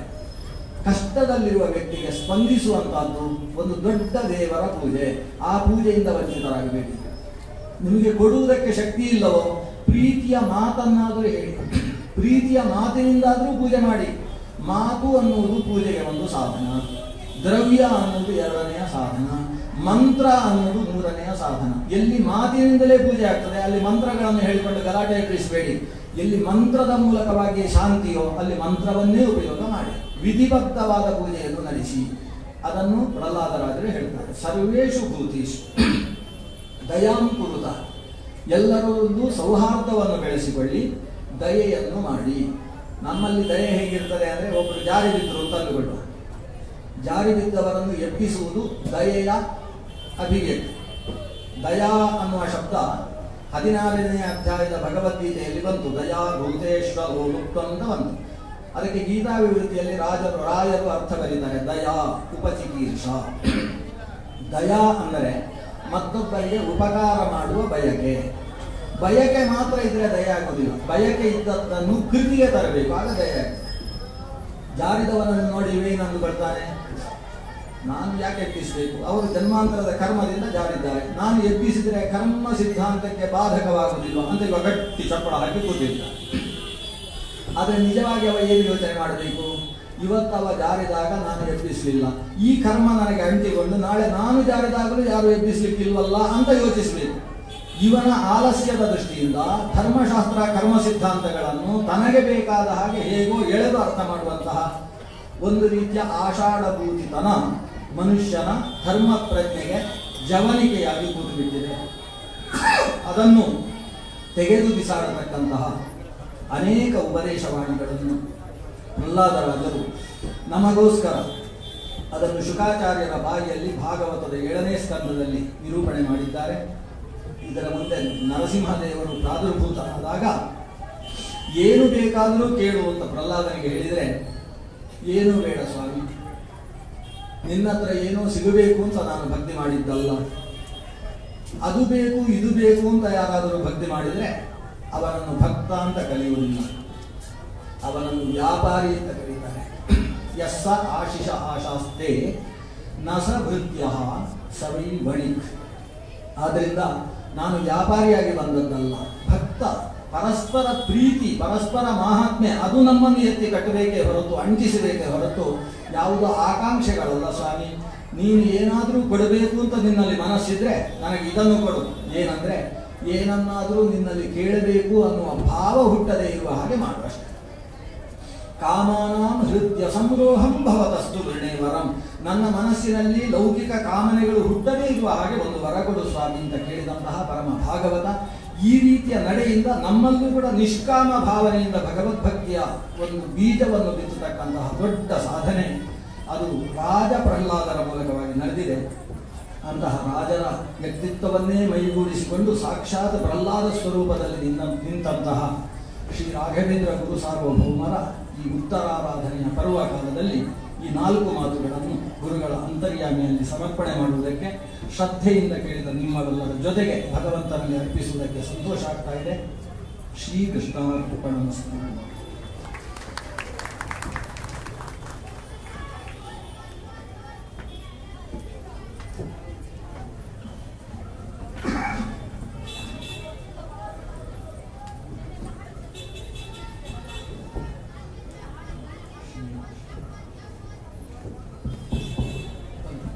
ಇದುವರೆಗೆ ಪರಮ ಪೂಜ್ಯ ಡಾಕ್ಟರ್ ಸತ್ಯನಾರಾಯಣಾಚಾರ್ಯರು ಮಂತ್ರಾಲಯ ಪ್ರಭುಗಳ ಪ್ರಹ್ಲಾದರಾಜ ಅವತಾರದಲ್ಲಿ ಕೊಂಡಂತಹ ದಿವ್ಯ ಸಂದೇಶ. ಈ ಸಂದೇಶ ನೋಡುವಾಗ ನಿಮಗನ್ಸಿರುತ್ತೆ, ಕೇಳಿದಾಗ ನಿಮಗನ್ಸಿರುತ್ತೆ ಪ್ರಹ್ಲಾದರಾಜರು ಯಾವುದೇ ಒಂದು ಮತದವರಿಗೆ ಮಾತ್ರ ಕೊಟ್ಟದ್ದಲ್ಲ ಇದು. ಅವರ ಯಾವ ಉಪದೇಶ ಯಾವುದೇ ಒಂದು ಜಾತಿ ಮತಕ್ಕೆ ಸೇರಿದ್ದಲ್ಲ, ಸಮಗ್ರ ಮನುಕುಲಕ್ಕೆ ಪ್ರಹ್ಲಾದರಾಜರು ಮಾಡಿದಂತಹ ದಿವ್ಯ ಉಪದೇಶ ಇದು. ಮಾನವ ತಾನು ಎತ್ತರಕ್ಕೆ ಬೆಳಿಬೇಕಾದ್ರೆ, ಅವನಲ್ಲಿ ಭಗವದ್ಭಕ್ತಿ ರೂಢಿಸಿಕೊಳ್ಳಬೇಕಾದ್ರೆ ಹೇಗಿರಬೇಕು ಜೀವನದಲ್ಲಿ ಅಂತ ಮಾದರಿಯ ಕೇವಲ 5 ವರ್ಷದಲ್ಲಿ ಇದ್ದವರು ಈ ರೀತಿ ಉಪದೇಶ ಮಾಡ್ತಾ ಇದ್ದಾರೆ. ಅವರದು ಬರೀ ನುಡಿ ಮಾತ್ರ ಆಗಿರಲಿಲ್ಲ, ಅವರ ನಡೆನೂ ಆಗಿತ್ತು. ಅದಕ್ಕೆ ಅವರು ರಾಯರಾಗಿ ಬಂದಾಗಲೂ ಕೂಡ ಅವರಿಗೆ ಸತ್ಯರಥರು ಧರ್ಮರಥರು ಅಂತ.